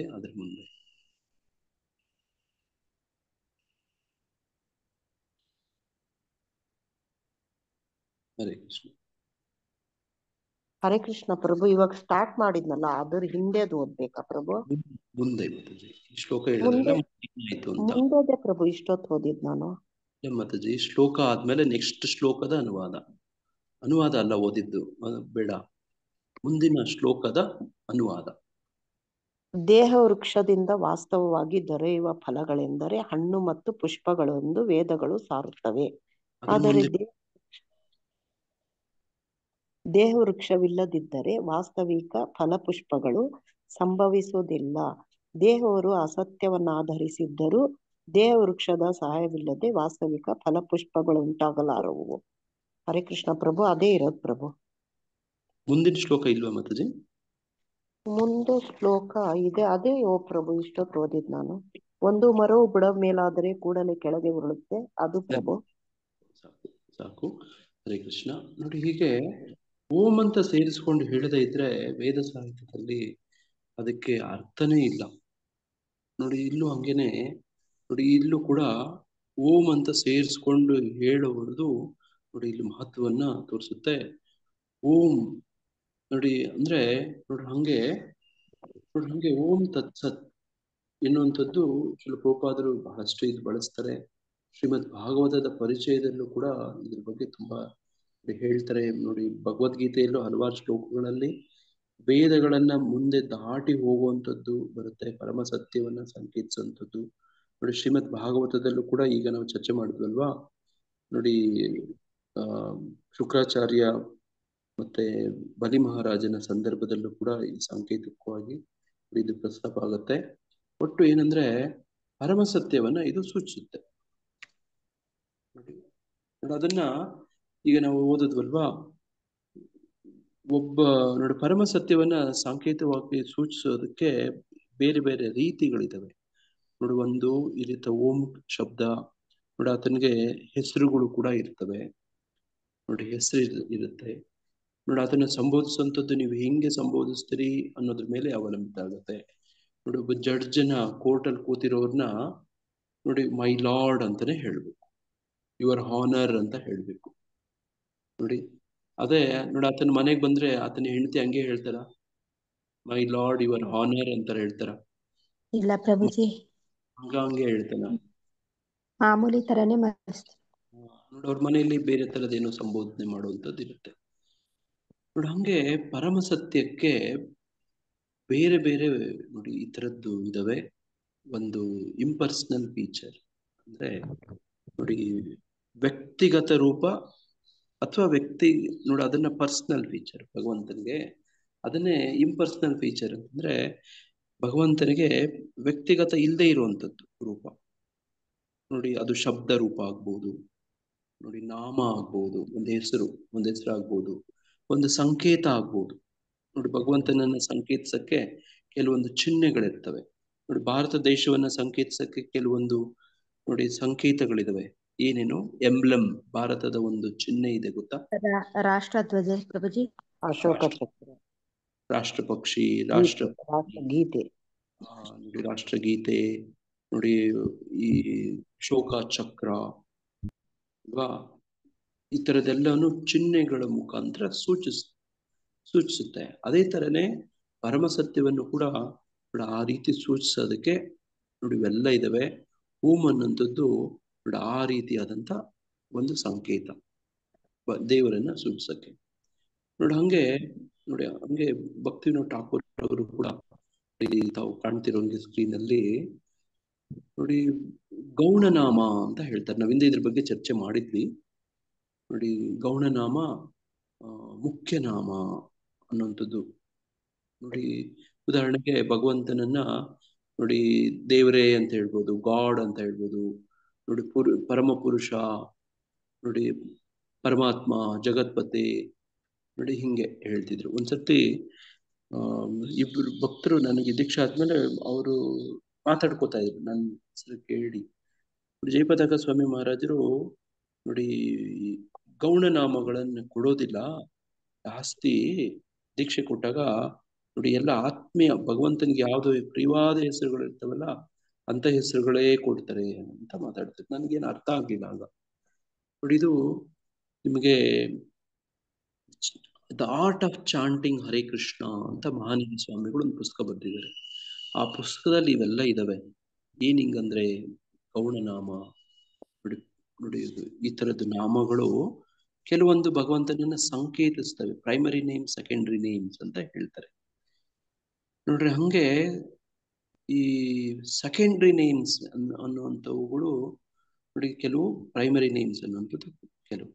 ನೋಡಿ ಈ ಉದಾಹರಣೆಗೆ ನೋಡಿ ಯಶೋಧಾನಂದನ, ರಾಧಿಕಾ, ವಲ್ಲಭ, ನೀವು ಚಿತ್ರದಲ್ಲಿ ಕಾಣ್ತಿದ್ರಲ್ಲ ಈ ತರ ಹೆಸರುಗಳು ನೋಡಿ. ಅವಾಗಲೇ ಹೇಳಿದ್ರಲ್ಲ ಮಾತಾಜಿಯವರು ಪ್ರಣಾಮಂತ್ರ. ಈ ಕೃಷ್ಣ ಕರುಣಾ ಸಿಂಧು, ದೀನಬಂಧು, ಜಗತ್ಪತೆ ನೋಡಿ ಈ ಮೂರು ಹೆಸರುಗಳು ಏನಾಯ್ತು ನೋಡಿ ಗೌಣನಾಮ ಆಯ್ತು. ನೋಡಿ ಇದೆಲ್ಲ ಹೇಳಿದ್ರೆ ಕೃಷ್ಣನ ಹೊಗಳುವಂಥದ್ದು, ಆದ್ರೆ ಅಷ್ಟು ಪ್ರೀತಿ ಅಲ್ಲಿ ಬರೋದಿಲ್ಲ. ಜಗತ್ಪತೆ, ದೇವದೇವ ನೋಡಿ ಶ್ರೀಮದ್ ಭಾಗವತದಲ್ಲಿ ಕೆಲವು ಶ್ಲೋಕಗಳಲ್ಲಿ ಬರುತ್ತೆ ದೇವದೇವ ಅಂತ ಬರುತ್ತೆ. ಅಲ್ಲಿ ಯಾರು ಅರ್ಜುನ ಈ ತರ ಹೇಳ್ತಾನೆ ದೇವದೇವ ಅಂತ ಹೇಳ್ತಾನೆ. ಮತ್ತೆ ಈಕೆನೂ ಹೇಳ್ತಾಳೆ, ಯಾರು ಅಭಿಮನ್ಯುವಿನ ಪತ್ನಿ ಉತ್ತರೆ ಕೂಡ ಬ್ರಹ್ಮಾಸ್ತ್ರ ಬಂದಾಗ ನೋಡಿ ದೇವದೇವ ಅಂತ ಹೇಳ್ತಾಳೆ. ನೋಡಿ ಹಂಗೆ ನೋಡಿ ಕೆಲವೊಂದು ಪ್ರಿಯವಾದ ಹೆಸರುಗಳು ಯಾವುದು ಯಶೋಧ, ರಾಧಿಕಾಪತಿ ನೋಡಿ ನೋಡಿ ಗೋಪಿಜನ ವಲ್ಲಭ ನೋಡಿ ನಂದನಂದನ, ಯಶೋಧನಂದನ ನೋಡಿ ಈ ತರದ್ದು, ದೇವಕಿ ನಂದನ ನೋಡಿ ರಾಧಿಕಾಪತಿ ಈ ತರ ಹೆಸರುಗಳು ನೋಡಿ. ಇದೇ ಹೆಸರನ್ನ ನೋಡಿ ನಾವು ನೀವು ಚಿತ್ರದಲ್ಲಿ ಕಾಣ್ತಿರೋಂಗೆ ಪರಮಾತ್ಮ, ಪರಮಪುರುಷ ಹಿಂಗೆಲ್ಲ ಹೇಳಿದ್ರೆ ನೋಡಿ ಈ ತರದ್ದು ಕೂಡ ಕರೀತಾರೆ. ಕೃಷ್ಣನನ್ನು ಸಂಬೋಧಿಸೋದಕ್ಕೆ ವಿಧ ವಿಧ ಇದಾವೆ, ಆದ್ರೆ ಅದರಲ್ಲಿ ಆತನಿಗೆ ಕೆಲವು ಇಷ್ಟವಾದದ್ದು ಕೂಡ ಇರ್ತವೆ. ಹಂಗೆ ನೋಡಿ ಇವುಗಳ ಉಪನಿಷತ್ತು ಇವುಗಳಲ್ಲೆಲ್ಲ ಹಿಂಗೆಲ್ಲ ಹೇಳ್ತಾರೆ ನೋಡಿ. ಹಂಗೆ ಇಂದಿನ ನೋಡಿ 7ನೇ ಅಧ್ಯಾಯದ 8ನೇ ಶ್ಲೋಕದಲ್ಲಿ ನೋಡಿ ಅಲ್ಲಿ ಹೇಳ್ತಿರೋಂಗೆ ನೋಡಿ ಈ ತರದ್ದು ಪ್ರಣವದ ಬಗ್ಗೆ ನಾವು ಹಿಂದೆ ಎಲ್ಲ ಚರ್ಚೆ ಮಾಡಿದ್ವಿ ಅಲ್ವಾ. ನೋಡಿ ಈ ತರದ್ದೆಲ್ಲ ಇದಾವೆ. ನೋಡಿ ಹಿಂಗೆ ವಿಚಾರಗಳು ಪ್ರಭುಪಾದರು ಹೇಳುವಂಥದ್ದು, ಈ ಒಂದು ಶ್ಲೋಕದ ಭಾವಾರ್ಥದಲ್ಲಿ ಹೇಳುವಂಥದ್ದು ತುಂಬಾ ಚೆನ್ನಾಗಿದೆ ನೋಡಿ. ಯಾರಾದ್ರೂ ಇದ್ರ ಬಗ್ಗೆ ಹೆಚ್ಚಿಗೆ ವಿವರ ಏನಾದ್ರೂ ಓದ್ಬೇಕು ಈ ಭಗವದ್ಗೀತೆ ಶ್ಲೋಕ ಬಗ್ಗೆ ಅಂತಂದ್ರೆ ನೋಡಿ ಗೀತಾ ಡೈಲಿ ಅಂತ ಹೇಳಿ ಚೈತನ್ಯ ಚರಣ್ ಪ್ರಭುಜಿ ಅಂತ ಹೇಳಿ ನೋಡಿ ಒಬ್ರು ಬರೀತಾರೆ, ಅದರಲ್ಲಿ ಓದ್ಬೋದು ನೋಡಿ. ತಾವೇನ್ ಅದು ಬಹಳ ಸ್ವಲ್ಪ ಅರ್ಥ ಆಗಿದ್ದವ್ರಿಗೆ ಅರ್ಥ ಆಗತ್ತೆ ಇದು ನೋಡಿ. ಎಲ್ಲರೂ ಸರಳವಾಗಿ ಸಾಮಾನ್ಯವಾಗಿ ಓದಿದ್ರೆ ಸ್ವಲ್ಪ ಅರ್ಥ ಆಗಲ್ಲ. ಪ್ರಭುಜಿಯವರು ತುಂಬಾ ಚೆನ್ನಾಗಿ ಹೇಳ್ತಾರೆ ಪ್ರತಿಯೊಂದು ಶ್ಲೋಕ ಕೂಡ. ವಿಶೇಷವಾಗಿದ್ದು ಈ ಏನೋ ಭಕ್ತಿ ಶಾಸ್ತ್ರಿ ಕೋರ್ಸ್ ಅಲ್ಲಿ ಭಗವದ್ಗೀತೆ ನೀವೆಲ್ಲ ಓದ್ತಿದ್ದೀರಲ್ವಾ, ಆ ಕ್ಲಾಸ್ ಇದು ಆಕ್ಚುಲಿ. ಭಕ್ತಿ ಶಾಸ್ತ್ರಿ ಕೋರ್ಸಿನ ಅವರ ವಿವರಣೆ, ಎಕ್ಸ್ಪ್ಲನೇಷನ್ ನೋಡಿ ಈ ವೆಬ್ಸೈಟ್ ಅಲ್ಲಿ ಹಾಕಿದ್ದಾರೆ. ಇದನ್ನ ನೀವು ನೋಡಿದ್ರೆ ಒಂದ್ ಸ್ವಲ್ಪ ನಿಮ್ಗೆ ಏನಾದ್ರೂ ಇದು ಅರ್ಥಗಳು ಸಿಗ್ತವೆ ನೋಡಿ. ಪ್ರಭುಪಾದರ ಇದನ್ನು ತಗೊಂಡು ಹೇಳ್ತಾರೆ ಅವರು. ಒಟ್ಟು ಏನಂದ್ರೆ ಓಂ ತತ್ ಸತ್ ಅನ್ನೋದ್ರ ಪದದ ಅರ್ಥವನ್ನ ಇವತ್ತು ನಾವು ತಿಳ್ಕೊಳ್ಳೋ ಪ್ರಯತ್ನ ಮಾಡ್ತೀವಿ. ಯಾರ್ದು ಪ್ರಭು ಇದು ಅವರ ಹೆಸರು? ಚೈತನ್ಯ ಚರಣ್ ದಾಸ್, ಚೈತನ್ಯ ಚರಣ್ ಪ್ರಭು. ಇಂಗ್ಲಿಷ್ ಅಲ್ಲಿ ಇರುತ್ತೆ. ಇದನ್ನ ಯಾರಾದ್ರೂ ಹೆಚ್ಚಿನ ಏನಾದ್ರೂ ವಿಶೇಷ ತಿಳುವಳಿಕೆ ಬೇಕು ಅಂದವರು ದಯವಿಟ್ಟು ಇದನ್ನ ನೋಡಿ. ಪರಮ ಪೂಜ್ಯ ರಾಧಾನಾಥ ಸ್ವಾಮಿ ಮಹಾರಾಜರ ಡಿಸೈಪಲ್ ಇವರು, ತುಂಬಾ ವಿದ್ವಾನ್ರು. ಅವರು ಅವ್ರ ಕ್ಲಾಸಸ್ ಆಡಿಯೋ ರೆಕಾರ್ಡಿಂಗ್ಸ್ ಕೂಡ ಇದ್ದಾವೆ ಭಕ್ತಿಶಾಸ್ತ್ರಿ, ನೀವು ಯಾರಾದ್ರೂ ಕೇಳ್ಬಹುದು. ತುಂಬಾ ಒಳ್ಳೆ ವಿದ್ವಾಂಸರು. ಕನ್ನಡ ಪ್ರಭುಜಿಯ ಅವ್ರದ್ದು ಕನ್ನಡ ಕೊಡ್ತಾರ? ಇಲ್ಲ, ಇಂಗ್ಲಿಷ್ ಅಲ್ಲಿ ಇರುತ್ತೆ ನೋಡ್ರಿ. ಹಂಗೆ ಸೃಷ್ಟಿಯಾದ ಕಾಲದಿಂದ ಓಂ ತತ್ಸತ್ ಎನ್ನುವ ಪದಗಳನ್ನು ಪರಿಪೂರ್ಣ ಸತ್ಯವನ್ನು ನಿರ್ದೇಶಿಸಲು ಬಳಸಲಾಯಿತು. ಪೂರ್ಣವನ್ನ ನಿರ್ದೇಶಿಸಲು ನಾವು ಇಷ್ಟೊತ್ತು ಚರ್ಚೆ ಮಾಡಿದ್ವಲ್ಲ, ಗೌಣನಾಮ ಅಂದ್ರೆ ಪ್ರೈಮರಿ, ಸೆಕೆಂಡ್ರಿ, ಪ್ರಧಾನ ನಾಮ, ಈ ತರದ್ರಲ್ಲಿ ಸಂಬೋಧಿಸ್ತೀವಿ. ಆದ್ರೆ ಸೃಷ್ಟಿ ಕಾಲದಿಂದಲೂ ಈ ಪದವನ್ನ ಸಾಂಕೇತಿಕವಾಗಿ ಬಳಸ್ಕೊಂಡು ಬರ್ತಿದ್ದಾರೆ. ನೋಡಿ, ಇಷ್ಟು ಹೇಳ್ಬಿಟ್ರೆ ನೋಡಿ ಏನಂತ ಅರ್ಥ. ತತ್ ಸತ್. ತತ್ ಅಂದ್ರೆ ಏನು ಇಂಗ್ಲಿಷಲ್ಲಿ? ನೋಡಿ ಇಲ್ಲಿ ಹೇಳ್ತಿದ್ರಲ್ಲ, ತತ್ ಅಂದ್ರೆ ಅದು. ಇಂಗ್ಲಿಷಲ್ಲಿ ಏನಂತಾರೆ ತತ್ಗೆ? ದಟ್. ದಟ್. ನೋಡಿ, ಸಂಸ್ಕೃತಕ್ಕೂ ಇಂಗ್ಲಿಷ್ಗೂ ಎಷ್ಟು ಹತ್ರ ಇದಾವೆ ನೋಡಿ ಅಲ್ವಾ? ತತ್, ದಟ್. ನೋಡ, ಆ ಸಂಸ್ಕೃತದಿಂದನೇ ಇಂಗ್ಲಿಷ್ ಪದ ಇಂಗ್ಲಿಷ್ ಬಂದಿರೋದು. ನೋಡಿ, ಇಷ್ಟರಲ್ಲೇ ಗೊತ್ತಾಗ್ಬಿಡುತ್ತೆ ನೋಡಿ. ದಟ್, ತತ್, ನೋಡಿ ಎರಡು ಒಂದೇನೆ ಪದ ಅಲ್ವಾ? ಈ ತರದ್ದು ಬಹಳಷ್ಟು ಬರ್ತವೆ. ಸಂಸ್ಕೃತದಿಂದನೇ ಈ ಎಲ್ಲ ಯುರೋಪಿಯನ್ ಭಾಷೆಗಳು ಬಂದಿರೋದು ಅಂತ ಹೇಳಿ ನೋಡಿ ಬಹಳ ಕಡೆ ಆಧಾರ ಉಲ್ಲೇಖಗಳಿದಾವೆ. ಹಂಗೆ ಇಲ್ಲಿ ಹೇಳ್ತಿರೋದು ಓಂ ತತ್ ಸತ್.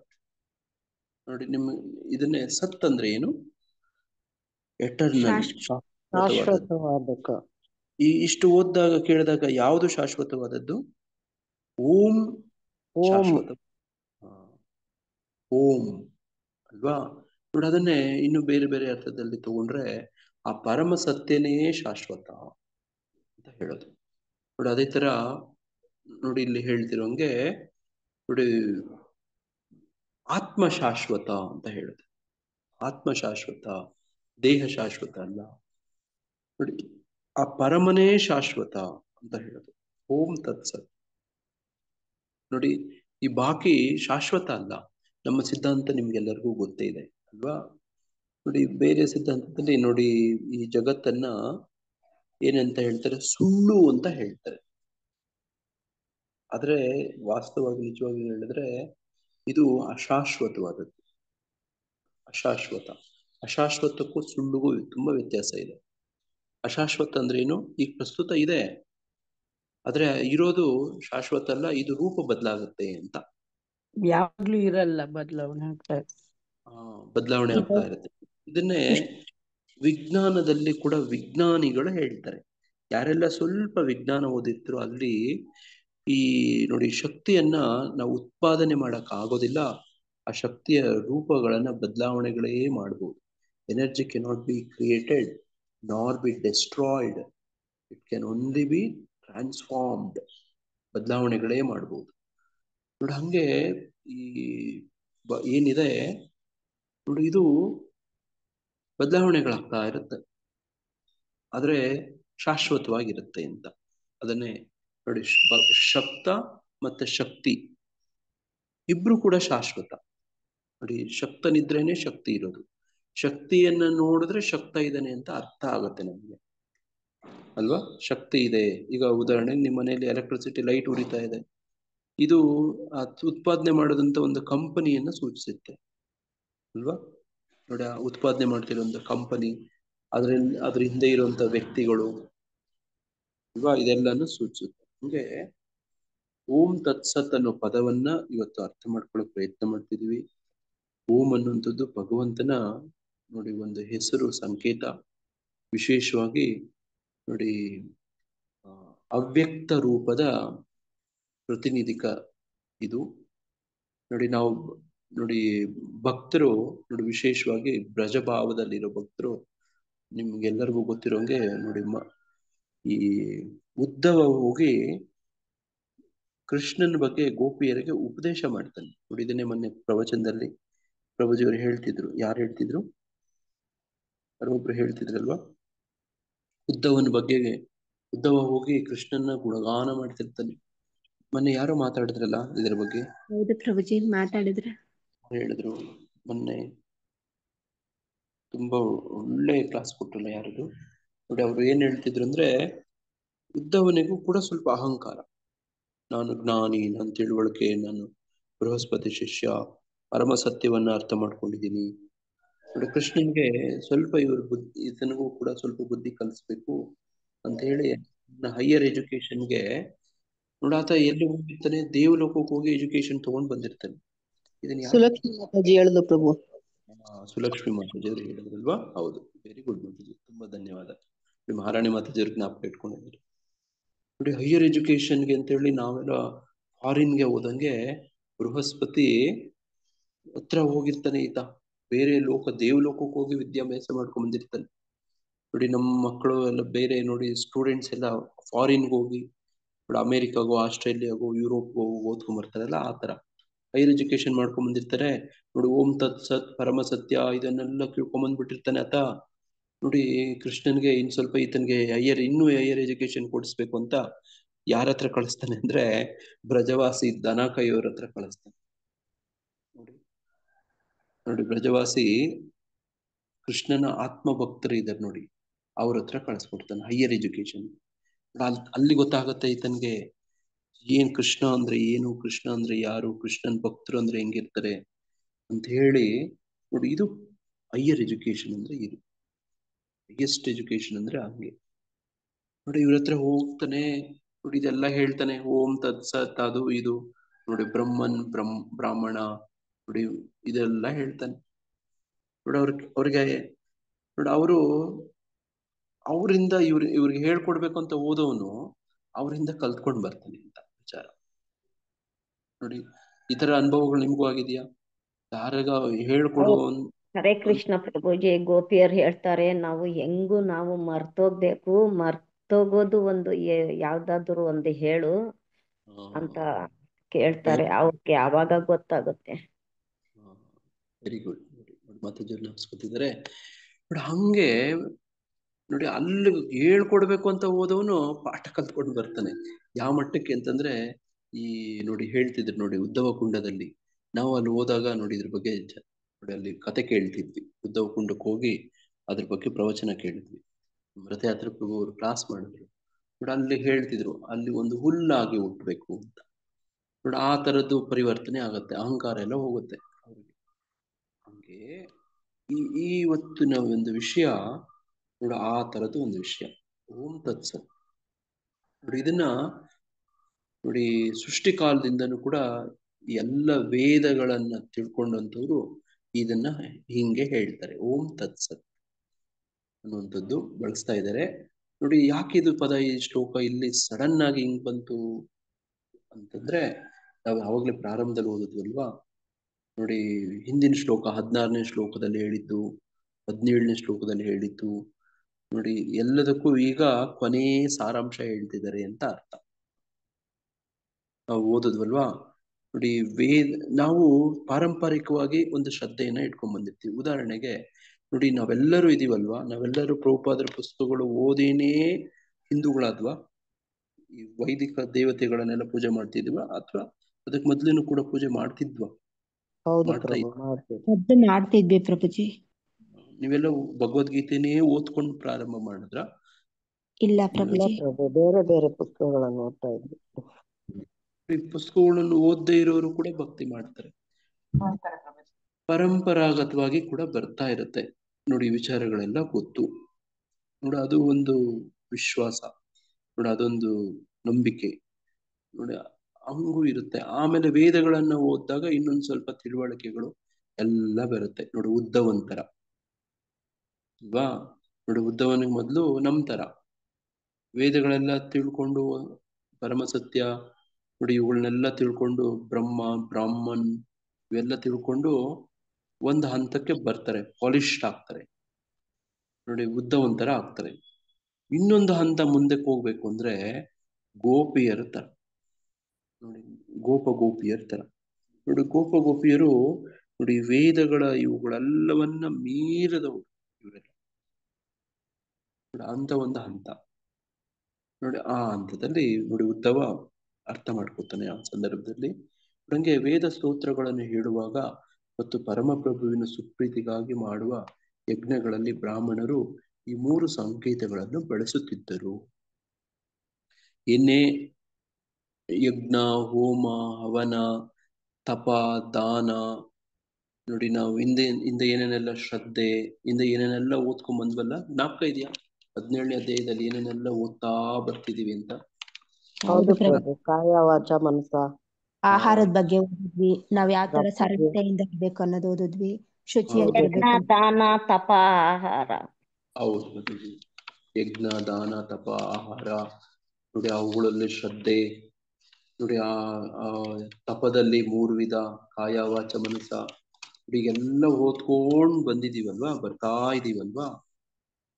ನೋಡಿ ಹಿಂಗೆ ನೋಡಿ ಇವೆಲ್ಲ ಓದಿ ತಿಳ್ಕೊಂಡು ನೋಡಿ ಅದನ್ನ ರೂಢಿ ಮಾಡೋದು, ಅದನ್ನ ಪ್ರಾಕ್ಟೀಸ್ ಮಾಡೋದು ನೋಡಿ, ಅದನ್ನ ಕಾರ್ಯಗತ ಮಾಡುವಂತ ಒಂದು ಪ್ರಯತ್ನ ನೋಡಿ. ಅಂತ ಸಂದರ್ಭಗಳಲ್ಲೆಲ್ಲನೂ ಇದನ್ನ ಹೇಳ್ಬೇಕು ಅಂತ ವಿಚಾರ ನೋಡಿ. ನೋಡಿ ಅಂತೆ ನಾರಾಯಣ ಸ್ಮೃತಿ. ನೀವು ಏನು ನೋಡಿ, ನಾವು ಏನೇ ಮಾಡ್ತೀವಿ ಒಟ್ಟು ಕೃಷ್ಣ ಜ್ಞಾಪಕ ಬರ್ಬೇಕು ನೋಡಿ. ನೀವು ಏನೇ ಮಾಡ್ತೀರಿ ಅಲ್ಲಿ ಕೃಷ್ಣ ಜ್ಞಾಪಕ ಬರ್ತಿದನೋ, ಕೃಷ್ಣನ್ಗೋಸ್ಕರ ಮಾಡ್ತಿದ್ದಾರೆ. ಯತ್ ಕರೋಷಿ ಯದ್ ದದಾಸಿ ಯದ್ ಅಶ್ನಾಸಿ. ನೀವೇನ್ ತಿಂತೀರಿ, ಏನ್ ಕುಡಿತೀರಿ, ಏನ್ ಕೊಡ್ತೀರಿ, ಏನ್ ಮಾಡ್ತೀರಿ, ಒಟ್ಟು ಕೃಷ್ಣನ ಪ್ರೀತಿಗೋಸ್ಕರ ಮಾಡ್ಬೇಕು. ಅಲ್ಲಿ ಕೃಷ್ಣ ಜ್ಞಾಪಕ ಬರ್ಬೇಕು. ಕೃಷ್ಣ ಜ್ಞಾಪಕ ಬರ್ದೇ ಇದ್ರೆ, ಅಂತೆ ನಾರಾಯಣ ಸ್ಮೃತಿ ಆಗ್ತಾ ಇದ್ರೆ ಅದು ವೇಸ್ಟ್, ಅದು ವೇಸ್ಟ್ ನೋಡಿ. ನಾನು ಪರಮ ಪೂಜ್ಯ ವಿಶ್ವೇಶ್ವತೀರ್ಥ ಸ್ವಾಮಿಗಳ ಒಂದು ಅವರ ಪ್ರವಚನದ ಒಂದು ಸಾಲನ್ನ ಮೊನ್ನೆ ಓದ್ತಾ ಇದ್ದೆ. ಅದರಲ್ಲಿ ಪರಮ ಪೂಜ್ಯರು ಏನ್ ಹೇಳ್ತಿದ್ದಂದ್ರೆ, ಒಬ್ಬ ವ್ಯಕ್ತಿಗೆ ಕೊನೆ ಕಾಲ ಬಂತಂತೆ. ಅವನು ಇನ್ನೇನು ಸಾಯೋ ಸಂದರ್ಭ. ಅವನು ಇದೇ ತರನೇ ನಮ್ಮ ತರನೇ ಭಗವದ್ಗೀತೆ ಇವೆಲ್ಲ ಓದ್ಕೊಂಡು ನೋಡಿ, ಅಜಮಿಡನ್ ಕಥೆ ಎಲ್ಲ ಓದ್ಕೊಂಡು ಅವನು ನೋಡಿ ಎಂ ಸ್ಮರಣ್ ಭಾವಂ ತ್ಯಜತೆ ಅಂತೆ ಕಳೈವರಂ ನೋಡಿ, ಈ ತರದೆಲ್ಲನು ಕೊನೆ ಕಾಲದಲ್ಲಿ ಕೃಷ್ಣನ್ ನೆನ್ಸ್ಕೋಬೇಕು, ನಾರಾಯಣ ಅಂತ ಹೇಳ್ಬೇಕು, ಅಜಮಿಡನ್ ತರ ಅಂತ ಅಂದ್ಕೊಂಡು ತಿಳ್ಕೊಂಡಿರ್ತಾನೆ. ಆದ್ರೆ ರೂಢಿ ಮಾಡ್ಕೊಂಡಿರೋದಿಲ್ಲ. ಜೀವನ ಪೂರ್ತಿ ಹೆಂಗ್ ಬದುಕಿರ್ತಾನೆ ಅಂದ್ರೆ, ಲೋಭಿ ತರ, ಕಂಜೂಸ್ ಕಂಜೂಸ್ ಕಂಜೂಸ್ ಕಂಜೂಸ್ ಕಂಜೂಸ್ ಕಂಜೂಸೇ ಮಾಡ್ಕೊಂಡು ಬಂದಿರ್ತಾನೆ. ಅವನು ಎಲ್ಲದರಲ್ಲೂ ಉಳಿಸೋದು ನೋಡಿ, ಒಂದು ಎಲ್ಲವನ್ನ ಉಳಿಸೋದು, ಏನು ವೇಸ್ಟ್ ಮಾಡದೇ ಇರೋ ತರ. ದುಡ್ಡು ನೋಡಿ, ಒಂದ್ ಎಲ್ಲಾನು ಏನೇನೆಲ್ಲ ಸಂಪನ್ಮೂಲಗಳಿದಾವೋ ಎಲ್ಲಾನು ಅದೇ ಆತನ ಮೂಲ ತತ್ವ ಚಿಂತನೆ. ಆದ್ರೆ ಅವನು ಕಲ್ತ್ಕೊಂಡಿದ್ದಾನೆ, ಕೊನೆ ಕಾಲದಲ್ಲಿ ನಾರಾಯಣ ಅಂತ ಹೇಳ್ಬಿಡೋಣ ಅಂತ ಅನ್ಕೊಂಡಿದ್ದಾನೆ. ಆದ್ರೆ ಅವನ ಜೀವನದಲ್ಲಿ ಪ್ರಾಕ್ಟೀಸ್ ಮಾಡಲಿಲ್ಲ. ಅವನು ಕೊನೆ ಕಾಲ ಬರುತ್ತೆ, ಕೊನೆ ಕಾಲದಲ್ಲಿ ಅವನು ದೃಢವಾಗಿ ನಾರಾಯಣ ಅಂತ ಹೇಳೋಣ ಅನ್ಕೊಂಡಿರ್ತಾನೆ. ಅಂದ್ರೆ ನೋಡ್ತಾನೆ ಒಂದು ಲೈಟ್ ಅಲ್ಲಿ ಉರಿತಾ ಇರುತ್ತೆ. ಅದು ಸುಮ್ಮನೆ ಬೇಡದೆ ಒಂದು ಸ್ವಿಚ್ ಆನ್ ಮಾಡಿರ್ತಾರೆ, ದೀಪ. ಆತ ಹೇಳ್ತಾನೆ, ಆ ದೀಪವನ್ನು ಇಷ್ಟೊಂದು ಉಜ್ವಲವಾಗಿ ಉರಿತಾ ಇದೆ, ಎಣ್ಣೆ ಖಾಲಿ ಆಗೋಗ್ಬಿಡುತ್ತೆ, ಅದನ್ನ ಸ್ವಲ್ಪ ಆ ದೀಪದ ತೀವ್ರತೆಯನ್ನ ಕಡಿಮೆ ಮಾಡಿ ಅಂತ ಹೇಳ್ತಾನೆ. ಪ್ರಾಣ ಹೋಗ್ಬಿಡತ್ತೆ ಅವನು ನೋಡಿ. ಆತ ಅನ್ಕೊಂಡಿರ್ತಾನೆ ಏನಂತ, ಸಾಯೋ ಸಂದರ್ಭದಲ್ಲಿ ನಾರಾಯಣ ಅಂತ ಹೇಳ್ಬಿಡೋಣ ಅಂತ ಅನ್ಕೊಂಡಿರ್ತಾನೆ. ಆದ್ರೆ ಪ್ರಾಕ್ಟೀಸ್ ಮಾಡಿರೋದಿಲ್ಲ ನೋಡಿ. ಕೃಷ್ಣನ್ಗೆ ಸಂಕೇತವಾಗಿ ನೋಡಿ ಆ ಪ್ರಾಕ್ಟೀಸ್ ಬಂದಿರ್ಲಿಲ್ಲ, ಬರೀ ವೇದ ಕೇಳಿ ತಿಳ್ಕೊಂಡಿದ್ದ ಅಷ್ಟೇ. ಅರ್ಥ ಆಗ್ತಿದೆ ನಾನು ಹೇಳೋದು? ಪ್ರಾಕ್ಟೀಸ್ ಮಾಡ್ತಿರ್ಲಿಲ್ಲ. ಅರ್ಥ ಆಯ್ತು. ಅದಕ್ಕೆ ಉಪನಿಷತ್ತಲ್ಲಿ ಹೇಳಿದ್ದಾರೆ ಪ್ರಭು, ನಿಮ್ಗೆ ಫಸ್ಟ್ ಬಂದು ಯಮಧರ್ಮರಾಯ ನಾಲ್ಗೆ ಕಟ್ಬಿಡ್ತಾನೆ ಹೀಗೆಲ್ಲ ಅನ್ಕೊಂಡ್ರೆ ಮೊದಲಿನಿಂದಾನು ಅಭ್ಯಾಸ ಮಾಡ್ಬೇಕು ಅಂತ ಹೇಳ್ತಾರೆ. Very good. ನೋಡಿ ಹಂಗೆ ಪ್ರಾಕ್ಟೀಸ್ ಮಾಡ್ಲಿಲ್ಲ, ವೇದಗಳನ್ನು ಓದ್ಕೊಂಡಿದ್ದ.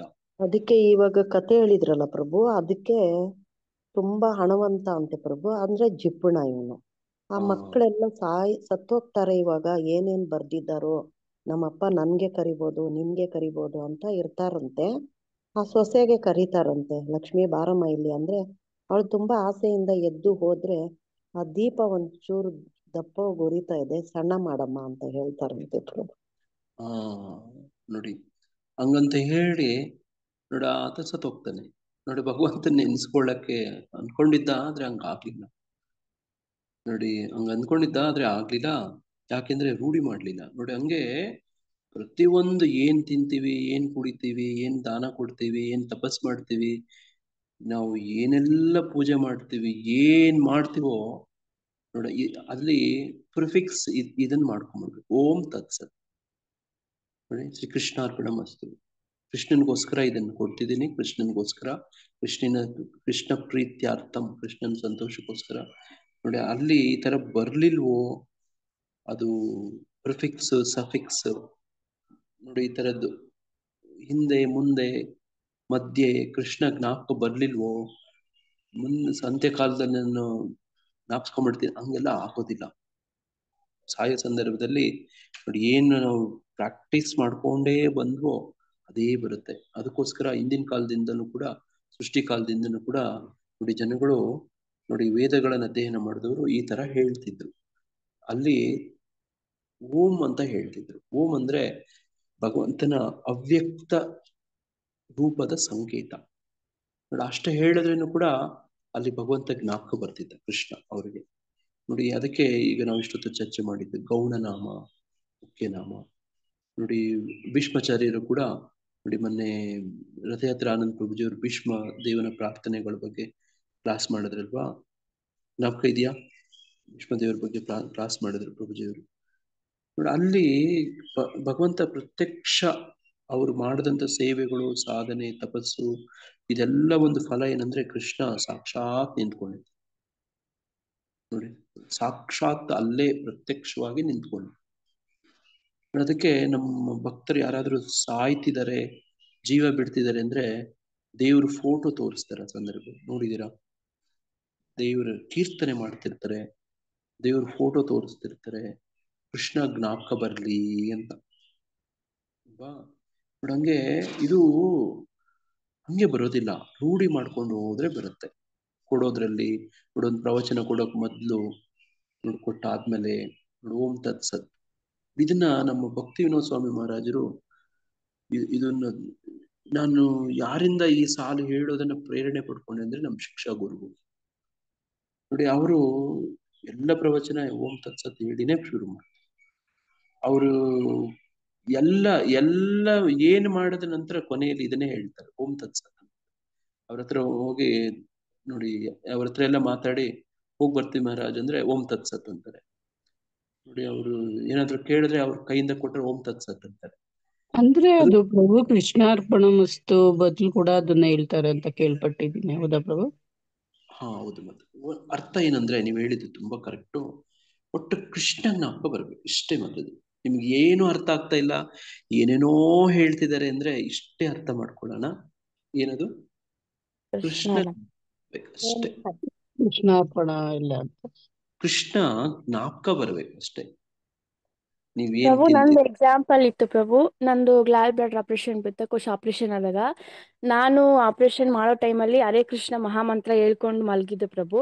ಆದ್ರೆ ಲಾಸ್ಟ್ ಅಲ್ಲಿ ಎದ್ದಿದ್ದು ನಾನು ನಮ್ಮ ಅಪ್ಪ ಜಪ ಮಾಡ್ಕೊಂಡು ಪ್ರಭು, ಡ್ಯಾಡಿ ಡ್ಯಾಡಿ ಅಂತ. Okay okay. ನೋಡಿ ಹಂಗೆ ನೋಡಿ ಹಿಂಗೆಲ್ಲ ಇರುತ್ತೆ. ನಾವು ಇದು ಹೆಂಗೆ ಅಂದ್ರೆ ನೋಡಿ ಪ್ರೇಮಿಗಳು ಪ್ರೇಮಿಕ ಅವ್ರು ಎಷ್ಟು ಗಾಢವಾಗಿ ಒಬ್ರಿಗೊಬ್ರು ನೋಡ ಹಂಗಿರ್ತಾರೆ ಅಂದ್ರೆ ಅವ್ರ ಹೆಸರೇ ಹೇಳ್ತಿರ್ತಾರೆ ನೋಡ. ಅದೇ ನೋಡ ಆ ತರ ಓಂ ತತ್ಸತ್. ನೋಡಿ ಏನ್ ಕೊಡ್ತಾರೋ, ಏನ್ ತಿಂತಾರೋ, ಏನ್ ಹೇಳ್ತಾರೋ, ಏನ್ ಮಾಡ್ತಾರೋ, ಓಂ ತತ್ಸತ್. ನೋಡಿ ಇದು ಸಾಂಕೇತಿಕವಾಗಿ ಭಗವಂತನ ಇನ್ನೊಂದು ರೂಪ. ಇದು ಹೇಳಕ್ ತುಂಬಾ ಸುಲಭ. ನೋಡಿ ಹಿಂಗೆ ಓಂ ತತ್ಸತ್ ಅಂದ್ರೆ ಏನು, ಅದರ ಅರ್ಥ ಏನು? ಓಂ ಇಸ್ ಎಟರ್ನಲ್. ನೋಡಿ ಕೃಷ್ಣನೇ ಶಾಶ್ವತ, ಕೃಷ್ಣನೇ ಪರಮ, ಕೃಷ್ಣನೇ ಪರಿಪೂರ್ಣ, ಕೃಷ್ಣನೇ ಎಲ್ಲ. ಓಂ ತತ್ಸತ್ ಸಚ್ಚಿದಾನಂದ ಅಲ್ವಾ? ನೋಡಿ ಅದರ ಸಂಕೇತ, ಅದನ್ನ ಭಾವಾರ್ಥ ರೂಪದಲ್ಲಿ ತುಂಬಾ ಚೆನ್ನಾಗಿ ಹೇಳ್ತಾರೆ. ತುಂಬಾ ಗಾಢ ಅರ್ಥ, ಗೂಢಾರ್ಥವಾಗಿ ಇದೆ. ನೋಡಿ ಇದನ್ನ ಸ್ವಲ್ಪ ಅರ್ಥ ಮಾಡ್ಕೊಳ್ಳೋ ಪ್ರಯತ್ನ ಮಾಡೋಣ. ಏನು ಅರ್ಥ ಆಗ್ಲಿಲ್ಲ ಅಂದ್ರೆ ಇಷ್ಟಾದ್ರೂ ಅರ್ಥ ಮಾಡೋಣ. ಕೃಷ್ಣನ ಸಂಕೇತ ಸೂಚಿಸೋದು, ಕೃಷ್ಣ ಜ್ಞಾಪಕ ಬರೋದು, ಕೃಷ್ಣನ್ಗೋಸ್ಕರ ಹೇಳೋದು, ಕೃಷ್ಣನ್ಗೋಸ್ಕರ ಮಾಡೋದು, ಕೃಷ್ಣನ್ಗೋಸ್ಕರ ಕೇಳೋದು, ಎಲ್ಲ ಕೃಷ್ಣನ್ಗೋ. ಕೃಷ್ಣ ಕೃಷ್ಣ ಕೃಷ್ಣ ಕೃಷ್ಣ ಕೃಷ್ಣ ಕೃಷ್ಣ ಕೃಷ್ಣ ನೋಡಿ ಅನ್ನೋಂತ ಒಂದು ಇವತ್ತು ಶ್ಲೋಕ ನಾವು ಇದು ಓದ್ತಿರೋದು. ನಮ್ಗೇನು ಅರ್ಥ ಆಗ್ಲಿಲ್ಲ ಅಂದ್ರೆ ಇಷ್ಟಾದ್ರೂ ಕೊನೆಯಲ್ಲಿ ಅರ್ಥ ಮಾಡ್ಕೊಂಡ್ರೇನು ಕೂಡ ಸಾಕು. ಹಂಗಾಗಿ ಸೃಷ್ಟಿ ಕಾಲದಿಂದ ಹಿಂಗೇ ಜನ ಹೇಳ್ತಾ ಬಂದಿದ್ದಾರೆ, ವೇದಗಳನ್ನು ತಿಳ್ಕೊಂಡವರು. ನಂಗೆ ವೇದ ಸೂತ್ರಗಳನ್ನು ಹೇಳುವಾಗ ಮತ್ತು ಪರಮಪ್ರಭುವಿನ ಸುಪ್ರೀತಿಗಾಗಿ ಮಾಡುವ ಯಜ್ಞಗಳಲ್ಲಿ ಬ್ರಾಹ್ಮಣರು ಈ 3 ಸಂಕೇತಗಳನ್ನು ಬಳಸುತ್ತಿದ್ದರು. ಎಲ್ಲ ಸಾಂಕೇತಿಕವಾಗಿ ನೋಡಿ, ಎಲ್ಲನೂ ಸಿಂಬಾಲಿಕಲ್ ಆಗಿ ಮಾಡುವಂಥದ್ದು. ಅದನ್ನ ನೋಡಿದ್ರೆ, ಅದನ್ನ ಕೇಳಿದ್ರೆ ಈ ಯಾರೇ ವೇದ ಓದೋರಿಗೆ ಎಲ್ಲ ಜ್ಞಾಪಕ ಬಂದ ನೋಡಿ. ಇದು ಆಲ್ಜಿಬ್ರಾ ಫಾರ್ಮುಲಾ ತರ ಒಂದು ನೋಡಿರ್ತೀರಲ್ಲ ಬೀಜಗಣಿತದಲ್ಲಿ. ಬೀಜಗಣಿತ ತತ್ವಜ್ಞಾನಿಗಳಿಗೆ, ಬೀಜಗಣಿತ ತಿಳ್ಕೊಂಡವ್ರಿಗೆ ನೋಡಿ ಹಂಗೆ ಹೇಳ್ಬಿಡಿ, ಅವ್ರಿಗೆಲ್ಲ ಗೊತ್ತಾಗ್ಬಿಡುತ್ತೆ. ನೋಡಿ ಯಾರಾದ್ರೂ ಮ್ಯಾಥಮೆಟಿಕ್ಸ್ ಓದಿರೋರು ಇಲ್ಲಿದ್ರೆ ನಿಮ್ಗೆ ಇದು ಗೊತ್ತಾಗುತ್ತೆ. a+b² ಅಂತ ಹೇಳ್ತೀವಿ. ಈಗ ಅವ್ರಿಗೆ ಅದರ ಎಲ್ಲ ಹಿಂದೆ ಮುಂದೆ ಅಕ್ಕಪಕ್ಕ ಅದರ ವಿವರಣೆ, ಅದರ ಚಿತ್ರ ಎಲ್ಲ ಜ್ಞಾಪಕ ಬಂದ್ಬಿಡುತ್ತೆ. ಅದರ ಗ್ರಾಫಿಕಲ್ ಆಗಿ ಕೂಡ ಒಂದು ಗ್ರಾಫ್ ಹಾಕಿ ಅದನ್ನ ಎಕ್ಸ್ಪ್ಲನೇಷನ್ ಎಲ್ಲ ಚಿತ್ರ ಬಂದ್ಬಿಡುತ್ತೆ. ಅದೇ ತರನೇ ಓಂ ತತ್ಸತ್ ಅಂದ್ಬಿಟ್ರೆ ಎಲ್ಲ ಜ್ಞಾಪಕ ಬಂದ್ಬಿಡುತ್ತೆ ಅವ್ರಿಗೆ. ನೋಡಿ ಅದನ್ನ ಕೋಡಿಫೈಡ್ ಆಗಿ ಆ ಥರ ಮಾಡೋದು. ನೋಡಿ ಹಂಗೆ ಬ್ರಾಹ್ಮಣರು ಈ ತರ ಉಪಯೋಗಿಸ್ತಿದ್ರು, 3 ಸಂಕೇತಗಳನ್ನು ಬಳಸ್ತಿದ್ರು. ಅದರ ಬಗ್ಗೆ ಪ್ರಭುಪಾದ ಭಾವಾರ್ಥದಲ್ಲಿ ಹೇಳ್ತಾರೆ. ತಪಸ್ಸು, ಯಜ್ಞ, ದಾನ ಮತ್ತು ಆಹಾರಗಳನ್ನು ಸಾತ್ವಿಕ, ರಾಜಸ ಮತ್ತು ತಾಮಸ ಗುಣಗಳ 3 ಮಾರ್ಗಗಳಾಗಿ ವಿಭಾಗಿಸಲಾಗಿದೆ ಎಂದು ಆಗಲೇ ವಿವರಿಸಲಾಗಿದೆ. ಆದರೆ ಮೊದಲನೇ ವರ್ಗವಾಗಲಿ, 2ನೇ ವರ್ಗವಾಗಲಿ ಅಥವಾ 3ನೇ ವರ್ಗವಾಗಲಿ ಅವೆಲ್ಲ ಐಹಿಕ ಪ್ರಕೃತಿಯ ಸೋಂಕಿನಿಂದ ಬದ್ಧವಾಗಿದೆ. ಇದನ್ನೇ ಇಷ್ಟೊತ್ತು ಹೇಳಿದ್ದು ತ್ರೈಗುಣ್ಯ ವಿಷಯ ವೇದ, ನಿಸ್ತ್ರೈಗುಣ್ಯ ಭವಾರ್ಜುನ. ವೇದಗಳು 3 ಗುಣಗಳ ಬಗ್ಗೆನೇ ಹೇಳ್ತವೆ, ಅದ್ರ ಮೇಲೆ ಹೋಗೋದಿಲ್ಲ ಅಲ್ವಾ. ನೋಡಿ ಅದನ್ನೇ ಮೊದಲನೇ ವರ್ಗ ಅಂದ್ರೆ ಸತ್ವಗುಣ, 2ನೇ ವರ್ಗ ಅಂದ್ರೆ ರಜೋಗುಣ, 3ನೇ ವರ್ಗ ಅಂದ್ರೆ ತಮೋಗುಣ. ಇದು ಬಿಟ್ಟು ಮೇಲಕ್ಕೆ ಹೋಗೋದಿಲ್ಲ. ಕೃಷ್ಣ ಬೇಕು ಅಂದ್ರೆ ನಾವು ಇದನ್ನ ಮೀರಿ ಹಾರೋಗ್ಬೇಕು. ಅದನ್ನ ನಿಸ್ತ್ರೈಗುಣ್ಯ ಭವಾರ್ಜುನ, ನಿಗಮಕ್ಕೆ ಸಿಲುಕದ ಅಂತ ಹೇಳೋದು. ನೋಡಿ ವೇದೇಶು ದುರ್ಲಭ ಅದುರ್ಲಭ ಆತ್ಮ ಭಕ್ತೋ ಅಂತ ಹೇಳೋದು. ನೋಡಿ ಅವೆಲ್ಲ ಐಹಿಕ ಪ್ರಕೃತಿಯ ಸೋಂಕಿನಿಂದ ಬದ್ಧವಾಗಿದೆ. ಓಂ ತತ್ಸತ್, ದೇವೋತ್ತಮ ಪರಮಪುರುಷ. ನೋಡಿ ಓಂ ಅಂದ್ರೆ ದೇವೋತ್ತಮ ಪರಮಪುರುಷ ಅಂತ. ಶಾಶ್ವತ ಆಗಿರುವ ಪರಮಪ್ರಭುವನ್ನು ಉದ್ದೇಶಿಸಿ ಅವನ್ನು ಬಳಸಿದಾಗ ಅವು ಆಧ್ಯಾತ್ಮಿಕ ಉನ್ನತಿಯ ಸಾಧನಗಳಾಗುತ್ತವೆ. ಯಾವಾಗೆಲ್ಲ ನಾವು ಏನೇ ಮಾಡ್ತೀವಿ ಕೃಷ್ಣನ ಒಂದು ಇಟ್ಕೊಂಡು ನೋಡಿ, ಅದನ್ನೇ ಶುಕ್ರಾಚಾರ್ಯರು ನೋಡಿ ಜ್ಞಾಪಿಸ್ತಾರೆ ತಮ್ಮ ಶಿಷ್ಯನಿಗೆ, ನೀನು ಓಂ ಅಂತ ಹೇಳಿ ಕೊಡ್ಲಿಲ್ಲ ನೀನು, ಹಂಗಾಗಿ ಅದಕ್ಕೆ ಪ್ರಾಮುಖ್ಯತೆ ಇಲ್ಲ. ನೀನು ದಾನಕ್ಕೆ ಮುಖ್ಯ, ಅದು ಏನು ಅದಕ್ಕೆ ಬೆಲೆನೇ ಇಲ್ಲ. ನೀನು ಬೇಕಾದ್ರೆ ನೀನು ಕೊಟ್ಟಂತ ದಾನವನ್ನ ನೀನು ಕೊಡ್ಬೇಕಾಗಿಲ್ಲ, ಮಾತಲ್ಲಿ ಹೇಳಿದನ್ನ ಕೃತಿಯಲ್ಲಿ ಮಾಡ್ಬೇಕಾಗಿಲ್ಲ. ಯಾಕೆ? ನೀನು ಓಂ ಅಂತ ಸೇರಿಸ್ಕೊಂಡು ಹೇಳಿಲ್ಲ ಅಲ್ವಾ. ನೋಡ ಹಂಗೆ ನೋಡಿ ಧರ್ಮ ಗ್ರಂಥಗಳ ಆದೇಶಗಳಲ್ಲಿ ಇಂಥ ಗುರಿಯನ್ನು ಸೂಚಿಸಿದೆ. ಓಂ ತತ್ಸತ್ ಈ 3 ಪದಗಳು ವಿಶೇಷವಾಗಿ ದೈವೋತ್ತಮ ಪರಮಪುರುಷನಾದ ಪರಮಸತ್ಯವನ್ನು ಸೂಚಿಸುತ್ತವೆ. ಇದು ಒಬ್ಬ ಶುದ್ಧ ಭಕ್ತರು ಕೊಡುವಂತ ವಿವರಣೆ. ಭಗವದ್ಗೀತೆ ಓದಿದ್ಮೇಲೆ ನಾವು ಏನಾಗ್ಬೇಕು? ಕೃಷ್ಣ ಭಕ್ತರಾಗ್ಬೇಕು, ಕೃಷ್ಣನ ಭಕ್ತಿ ಸೇವಕರಾಗ್ಬೇಕು. ಆ ರೀತಿ ಪ್ರೇರಣೆ ಕೊಡಬೇಕು ಭಗವದ್ಗೀತೆ ಅನುವಾದದಲ್ಲಿ, ಭಾವಾರ್ಥದಲ್ಲಿ. ನೋಡಿ ಅದು ಒಬ್ಬ ಒಳ್ಳೆ ಆಚಾರ್ಯರ ನೋಡಿ ಒಂದು ಭಾಷ್ಯ ಅದು. ನನಗೆ ಈ 3 ಪದಗಳು ವಿಶೇಷವಾಗಿ ದೇವೋತ್ತಮ ಪರಮಪುರುಷನಾದ ಪರಮಸತ್ಯವನ್ನ ಸೂಚಿಸುತ್ತೆ ಅನ್ನೋದು ವಿಚಾರ. ಓಂ ಎನ್ನುವ ಪದವು ಎಲ್ಲ ವೇದ ಸ್ತೋತ್ರಗಳಲ್ಲಿಯೂ ಕಾಣುತ್ತೇವೆ. ಧರ್ಮ ಗ್ರಂಥಗಳ ನಿಯಮಗಳನ್ನು ಅನುಸರಿಸದೆ ಕರ್ಮ ಮಾಡುವವನು ಪರಮಸತ್ಯವನ್ನು ಪಡೆಯಲಾರ. ನೋಡಿ ಮೊದಲು ನಾವು ಏನಾದ್ರೂ ಭಕ್ತಿಯಲ್ಲಿ ಈ ವೈದಿಕ ಇದರಲ್ಲಿ ಮುಂದುವರಿಬೇಕು ಅಂದ್ರೆ ಧರ್ಮ ಗ್ರಂಥಗಳ ಆ ನಿಯಮಗಳನ್ನು ಅನುಸರಿಸ್ಬೇಕು. ಅದನ್ನೇ ನಮ್ಮ ಇಸ್ಕಾನಲ್ಲಿ ಅನುಸರಿಸೋದು. ನೋಡಿ ಭಾಗವತ ವಿಧಿ, ವೈದಿಕ ವಿಧಿ ಅಂತ ನಾವ್ ಹಿಂದೆ ಚರ್ಚೆ ಮಾಡಿದ್ವಿ, ಜ್ಞಾಪಕ ಇದೆಯಾ? ವೈದಿಕ ವಿಧಿ ಅಲ್ವಾ? ವೈದಿಕ ವಿಧಿ ಪ್ರಕಾರನೇ ನಾವು ಶ್ರೀ ವಿಗ್ರಹ ಆರಾಧನೆ ಮಾಡೋದು. ನಾವಿಂದ ಇದ್ರ ಬಗ್ಗೆ ತುಂಬಾ ಚರ್ಚೆ ಮಾಡಿದ್ವಿ. ನೋಡಿ ನಮಗೆ ಹರಿನಾಮ ದೀಕ್ಷೆ ಎಲ್ಲ ಕೊಡುವಂಥದ್ದು ಇದು ವೈದಿಕ ವಿಧಿ ಅಲ್ಲ, ಭಾಗವತ ವಿಧಿ. ವೈದಿಕ ವಿಧಿ ಮಂತ್ರ ಪ್ರಕಾರ ನಮಗೆ ದೀಕ್ಷೆ ಕೊಡ್ಬೇಕಂದ್ರೆ ನಾವೆಲ್ಲ ಅನರ್ಹರು, ನಾಟ್ ಕ್ವಾಲಿಫೈಡ್. ಓಂ ಅಂತ ಹೇಳಕ್ ಕೂಡ ಅರ್ಹರಲ್ಲ. ನಾನು ಹೇಳಿದ ಅರ್ಥ ಆಯ್ತಾ? ಓಂ ಅಂತ ಉಚ್ಚರಿಸ್ತಾರೆ ಕೆಲವರೆಲ್ಲ, ನೋಡಿ ಅದಕ್ಕೂ ಕೂಡ ಅನರ್ಹರು. ಓಂ ಅಂತ ಹೇಳ್ಬೇಕು ಅಂದ್ರೆ ವೇದ ಸಾಹಿತ್ಯ ಬಳಸ್ಬೇಕು. ಹೆಂಗೆ ಒಂದು ಮೆಡಿಕಲ್ ಸೈನ್ಸ್ ನೋಡಿ, ಒಂದು ವೈದ್ಯಕೀಯ ವಿಜ್ಞಾನದ ಅಲ್ಲಿರೋ ಪ್ರಕಾರ ಯಾರಿಗಾದ್ರೂ ಮೆಡಿಸಿನ್ ಕೊಡ್ಬೇಕು ಅಂದ್ರೆ ಅವರು MBBS ಓದೇ ಇರ್ಬೇಕು. ನೋಡಿ ಯಾರ ಹತ್ರನೂ ಹೋಗಿ ಮೆಡಿಸಿನ್, ಈಗ ಮೆಡಿಕಲ್ ಶಾಪ್ ಅಲ್ಲಿ ಮೆಡಿಸಿನ್ ಕೂಡ ಈಸ್ಕೊಂಡ್ ಬರ್ಬೋದು. ಅದು ಅಥರೈಸ್ಡಾ, ಲೀಗಲ್ಲ, ಅದು ಕಾನೂನು ಪ್ರಕಾರ ಸರಿನಾ? ಮೆಡಿಕಲ್ ಶಾಪುನು ನಿಮ್ಗೆ ಔಷಧಿ ಎಲ್ಲ ಉಪಚಾರಗಳೆಲ್ಲ ಮಾಡ್ಬೋದಾ? ಮಾಡಬಾರ್ದು. ಇಲ್ಲ ಪ್ರಭುಜಿ, ಡಾಕ್ಟರ್ ಸಜೆಷನ್ ತಗೊಂಡೆ ಕೊಡ್ಬೇಕು. ಆ ತರ ನೋಡಿ, ಆ ತರದ್ದು ಆತನೊಬ್ಬ ವೈದಿಕನಾಗಿರ್ಬೇಕು ಅವ್ರು ಕೇಳಿದ್ರೆ ಪ್ರಿಸ್ಕ್ರಿಪ್ಷನ್ ತಗೊಂಡ್ ಬನ್ನಿ ಆಮೇಲೆ ಕೊಡ್ತೀನಿ ಅಂತ ಹೇಳ್ಬೇಕು ಅವ್ರು. ಆಕ್ಚುಲಿ ಅದೇ ತರನೇ ನೋಡಿ, ಅದೇ ತರನೇ ಓಂ ಅಂತ ಉಚ್ಚಾರಣೆ ಮಾಡಕ್ಕಾಗ್ಲಿ, ನಿಮ್ ಮನೆಯಲ್ಲಿ ನೋಡಿ ಒಂದು ಪೂಜಾ, ಯಜ್ಞ, ಹೋಮ, ನೋಡಿ ಒಂದು ತಪಸ್ಸು. ನೋಡಿ ರಾಮಾಯಣದಲ್ಲಿ ಒಂದು ಸಂದರ್ಭ ಉಲ್ಲೇಖ ಬರುತ್ತೆ. ಶಂಭುಕ ಅಂತ ಒಬ್ಬ ಶೂದ್ರ ತಪಸ್ ಮಾಡ್ತಿರ್ತಾನೆ. ನೋಡಿ ಇದ್ರ ಬಗ್ಗೆ ಕುವೆಂಪು ಅವರು ಕೂಡ ಶೂದ್ರ ತಪಸ್ವಿ ಅಂತ ಒಂದು ನಾಟಕ ಬರೆದಿದ್ದಾರೆ. ನೋಡಿ ಆತ ಶೂದ್ರ ಅಂದ್ರೆ ಏನು? ರೂಪಾದ್ರ ಪುಸ್ತಕಗಳಲ್ಲಿ ನಾವು ಓದುವಂಥದ್ದು ಶೂದ್ರ ಅಂದ್ರೆ ಏನು? ಕೆಳಮಟ್ಟದವನು ಅಂತ. ಸೇವೆ ಬುದ್ಧಿಯಲ್ಲಿ ಮಾಡೋದು. ಕೂಡ ಕೆಳಮಟ್ಟದಲ್ಲಿ ಇರ್ತಾನೆ ಅವನು. ಓಕೆ, ಸಮಾಧಾನ ಆಗ್ಲಿಲ್ಲ ನನಗೆ ಇನ್ನು ಉತ್ತರ. ಸೇವೆ ಮಾಡೋನು ಪ್ರಭುಜಿ. ಸೇವೆ ಮಾಡ ಕ್ಷತ್ರಿಯ, ಬ್ರಾಹ್ಮಣ ಮತ್ತೆ ವೈಶ್ಯರಿಗೆ ಅವರು ಸಹಾಯ ಮಾಡೋನು, ಸೇವೆ ಮಾಡೋನು. ಅವ್ರಿಗೆ ಇದು 4 ಇದಿರಲ್ಲ ಪ್ರಭು, ಅದು ಜನಿವಾರ ಹಾಕೊಳ್ಳೋದು ಮತ್ತೆ ಇಲ್ಲ ತಮೋಗುಣದಲ್ಲಿ ಇರ್ತಾರೆ ಪ್ರಭುಜಿ ಅವರು. ಅಂದ್ರೆ ಆತ್ಮಕ್ಕೆ ದೇಹಕ್ಕೆ. Very good. ನೋಡಿ this is the correct answer. ಆತ ನಾನೇ ಗೊತ್ತಿರಲ್ಲ ಅವ್ರಿಗೆ ಅಂತ. ಆತ್ಮತತ್ವ ಗೊತ್ತಿರಲ್ಲ, ನಾನು ಆತ್ಮ ಅಂತ ಗೊತ್ತಿರಲ್ಲ, ನಾನೇ ದೇಹ ಅನ್ಕೊಂಡಿರ್ತಾನೆ. ದೇಹದ ಹಂತದಲ್ಲೇ ಆತನ ಎಲ್ಲ ಕಾರ್ಯಚಟುವಟಿಕೆಗಳಿರ್ತವೆ. ನೋಡಿ ಇದು ಆತನು ನಾನು ಆತ್ಮ ಅಂತಾನೆ ಗೊತ್ತಿರಲ್ಲ, ನಾನು ದೇಹಕ್ಕೆ ಸಂಬಂಧಪಟ್ಟವರು. ನೋಡಿ ದೇಹಕ್ಕೆ ಸ್ಥಿತಿಯಲ್ಲಿ ರೋಧಿಸ್ತಿರ್ತಾನೆ. ಅರ್ಜುನ ಕೂಡ ಹಂಗೆ ಮಾಡ್ತಿದ್ದ. ಭಗವದ್ಗೀತೆಯ 1ನೇ ಅಧ್ಯಾಯದಲ್ಲಿ ಓದಿದ್ರೆ ಅರ್ಜುನನು ಕೂಡ ಆತನ ನಡವಳಿಕೆಯನ್ನು, ಅದನ್ನೇ ಕೃಷ್ಣ ಇಂಥ ಕಲ್ಮಶ ಎಲ್ಲಿಂದ ಬಂದ್ ನಿಂಗೆ ಅಂತ ಕೇಳ್ತಾನೆ. ಆತನನ್ನ ಶೂದ್ರ ಅಂತ ಹೇಳೋದು. ನೋಡಿ ಆತನನ್ನ ನೋಡಿ ಹಂಗೆ ಶೂದ್ರ ಹೋಗಿ ತಪಸ್ ಮಾಡಿದ್ರೆ ಅವನು ಕೊಡಂತ ಸಿದ್ಧಿಗಳು ತಪಸ್ಸಲ್ಲಿ ಏನೋ ಬಂದ್ಬಿಡುತ್ತೆ. ಉದಾಹರಣೆಗೆ ನೋಡಿ ಹಿರಣ್ಯಕಶಿಪು, ರಾವಣ ಇವರೆಲ್ಲ ತಪಸ್ ಮಾಡಿ ಏನ್ ಕೇಳ್ಕೊಳ್ತಾರೆ? ನನಗೆ ಸಾವು ಇರಬಾರ್ದು ಅಂತ. ಅಯ್ಯೋ, ನಾವೆಲ್ಲ ಸತ್ತಲ್ವಾ, ಎಟರ್ನಲ್ ಅಲ್ವಾ ನಾವೆಲ್ಲ. ಅರ್ಥ ಆಗ್ತಿದೇನ ಹೇಳೋದು? ಎಟರ್ನಲ್ ಆಗಿರೋನು ಒಂದು ತಪಸ್ ಮಾಡಿ ನಾನು ಎಟರ್ನಲ್ ಆಗಿ ಶಾಶ್ವತವಾಗಿರ್ಬೇಕು ಅಂತ ಕೇಳೋದು ಹುಚ್ಚಲ್ವಾ? ನಾನು ಹೇಳೋದು ಅರ್ಥ ಆಗ್ತಿದ್ಯಾ?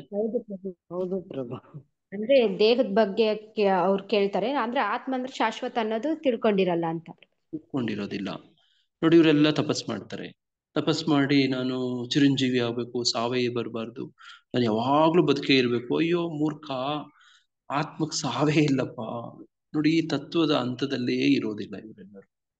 ಅದಕ್ಕೆ ಯಾರು ವೈಷ್ಣವರು ಇರ್ತಾರಲ್ಲ, ಅವರು ಯಾರು ತಪಸ್ ಮಾಡ್ತಾರಲ್ವಾ, ಬಟ್ ಅವರು ನಾನು ಚಿರಂಜೀವಿ ಆಗ್ಬೇಕು ಅಂತ ಯಾರು ಯಾವತ್ತೂ ಈ ವರ ಕೇಳದಂತ ಉದಾಹರಣೆಗಳೇ ಇಲ್ಲ. ನೋಡಿ ಇವರೆಲ್ಲ ರಜೋಗುಣ ತಮೋಗುಣದವರು. ನೋಡಿ ಈ ಒಂದು ಬೇಸಿಕ್ ಒಂದು ಮೂಲ ತತ್ವ ತಿಳುವಳಿಕೆನೇ ಇಲ್ಲ. ಅಯ್ಯೋ ಆತ್ಮ ಶಾಶ್ವತ ಅಲ್ವಾ, ಸತ್ ಅಲ್ವಾ ಆತ್ಮ ಅಲ್ವಾ? ನೋಡಿ ಹಂಗೆ ಇವರೆಲ್ಲ ದೀರ್ಘಾಯುಷ್ಯ ಬಗ್ಗೆ ಇದು ಪ್ರಶ್ನೆನೂ ಐತೆ ಪ್ರಭುಜಿ. ನೋಡಂಗೆ ಧರ್ಮಗ್ರಂಥಗಳ ನಿಯಮಗಳನ್ನು ಅನುಸರಿಸದೆ ಕರ್ಮ ಮಾಡುವನು ಪರಮ ಸತ್ಯವನ್ನ ಪಡೆಯಲಾರ.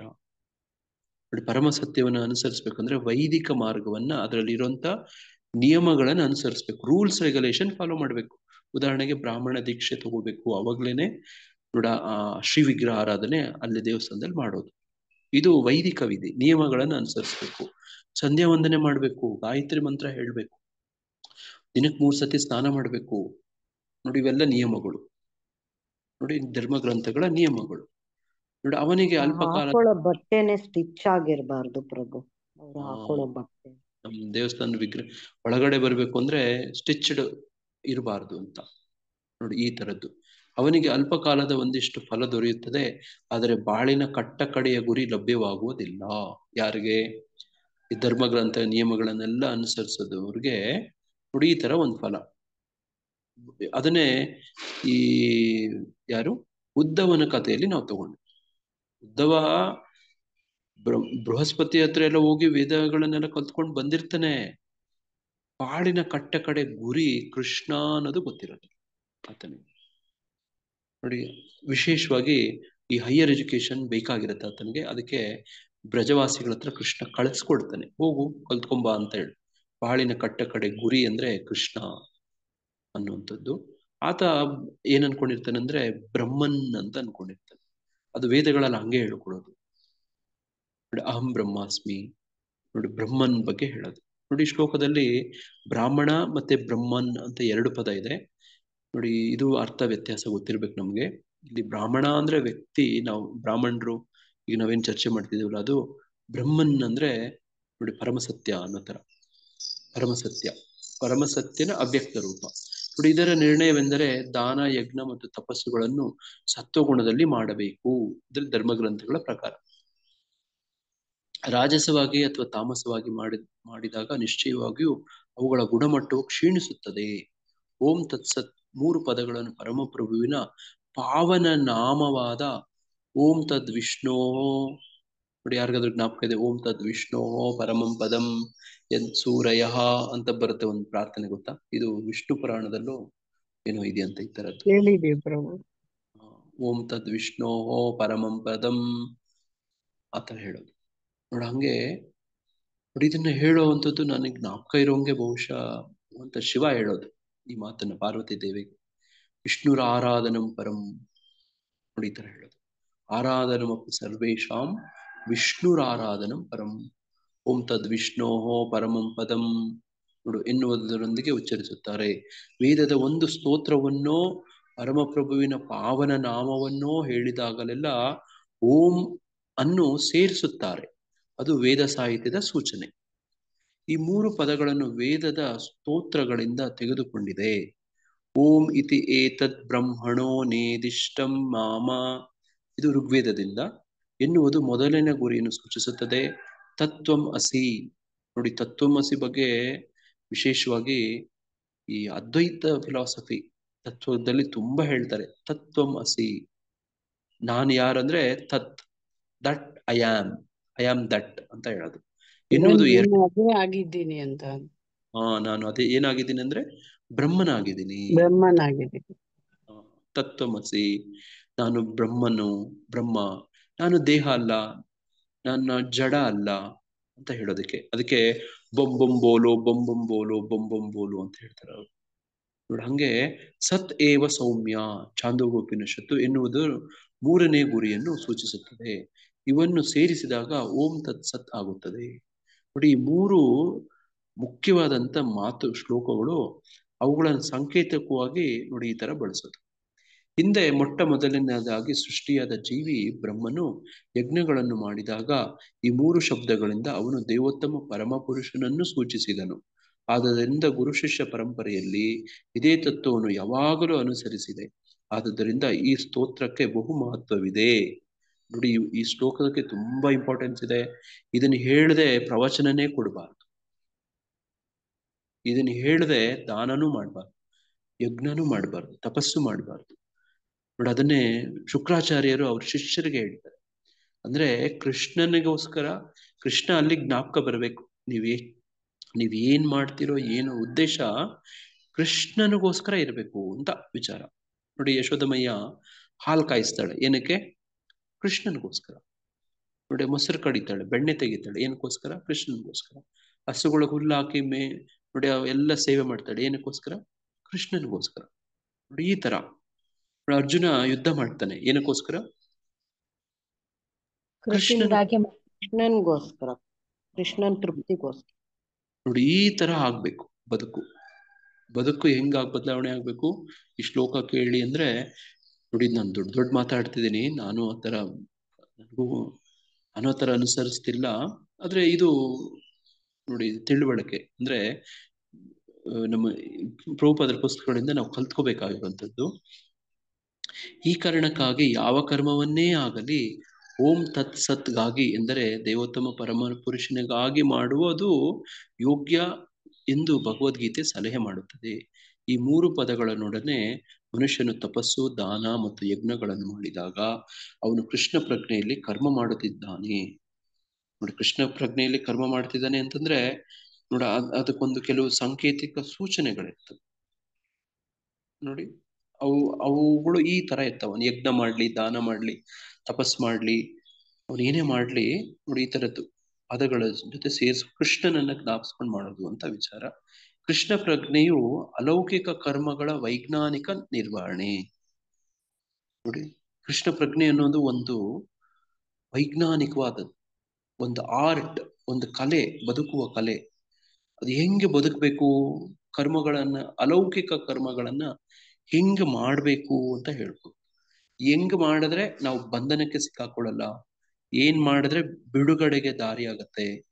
ಇಲ್ಲದೆ ಇದ್ರೆ ಏನೇ ಮಾಡಿ ನೋಡಿ, ನೀವೇ ಭೌತಿಕ ಪ್ರಪಂಚದಲ್ಲಿ ಸಂಸಾರದಲ್ಲಿ ಬದುಕಿರ್ತೀರಲ್ವಾ, ಏನ್ ಮಾಡಿದ್ರೇನು ತೃಪ್ತಿ ಆಗೋದಿಲ್ಲ ಗೊತ್ತಾ. ನೋಡಿದೀರಾ ನಿಮ್ ನೆಂಟ್ರಿಸ್ಟ್ರು ಏನೋ ಒಂದು ಕೊರತೆ, ಒಂದು ಎತ್ತಾಡ್ತಾರೆ, ಎಲ್ಲ ಅಡುಗೆ ಚೆನ್ನಾಗಿ ಮಾಡಿರ್ತೀರಿ, ಒಂದ್ ಸ್ವಲ್ಪ ಉಪ್ಪು ಕಡಿಮೆ ಆಗ್ಬಿಟ್ಟಿರುತ್ತೆ, ಅದೇ ದೊಡ್ಡದಾಗ ನೋಡಿರ್ತೀರಾ ನೀವು. ಬದುಕೆಲ್ಲ ನೋಡಿ, ನೋಡಿ ಮಕ್ಕಳಿಗೋಸ್ಕರ ತಂದೆ ತಾಯಿ ಬದುಕಿರ್ತಾರೆ, ಕೊನೆಯಲ್ಲಿ ಅವ್ರು ಕೇಳ್ತಾರೆ ನೀವ್ ಏನ್ ಮಾಡಿದ್ರಿ ಅಂತ ಕೇಳ್ತಾರೆ. ಅಥವಾ ಹೇಳ್ತಾರೆ ನೀವು ಜನ್ಮ ಕೊಟ್ಟಿದ್ದೀರಿ, ನೀವು ಸಾಕೋದ್ ನಿಮ್ ಧರ್ಮ ಮಾಡಿದ್ರಿ ಅಷ್ಟೇ, ಅದ್ರಲ್ಲಿ ಏನಿದೆ, ಅದೇನ್ ದೊಡ್ಡದಾ, ಎಲ್ಲರೂ ಮಾಡ್ತಾರೆ, ನೀವು ಮಾಡಿದಿರಿ ಅಂತ ಹೇಳ್ತಾರೆ. ಈ ತರ ಎಲ್ಲ ಕೇಳಿದ್ದೀರಾ ನೋಡಿ. ಒಬ್ಬ ರಾಜಕಾರಣಿ ಜೀವನ ಪೂರ್ತಿ ಪ್ರಜೆಗಳಿಗೋಸ್ಕರ ದುಡ್ದಿರ್ತಾನೆ, ಆ ಕೃತಜ್ಞತೆ ಪ್ರಜೆಗಳಲ್ಲಿ ನಿಜವಾಗ್ಲೂ ಕಾಣೋದಿಲ್ಲ, ಸರಿಯಾಗಿ ಕಾಣೋದಿಲ್ಲ. ಕೆಲವು ಸತಿ ಹಿಂಗೆಲ್ಲ ಆಗ್ಬಿಡುತ್ತೆ, ನಿರಾಶೆ ಆಗುತ್ತೆ ಬದುಕಲ್ಲಿ ಕೆಲವು ಸತಿ.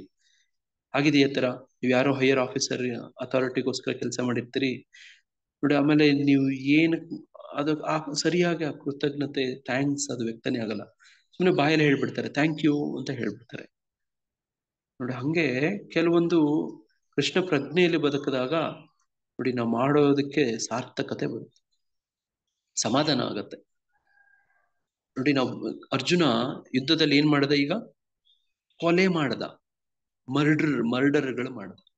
ಎಷ್ಟ್ ಜನನ ಕೃಷ್ಣ, ಅರ್ಜುನ, ಭೀಮ ಇವರೆಲ್ಲ ಸೇರ್ಕೊಂಡು ಮರ್ಡರ್ ಮಾಡ್ತಾರೆ.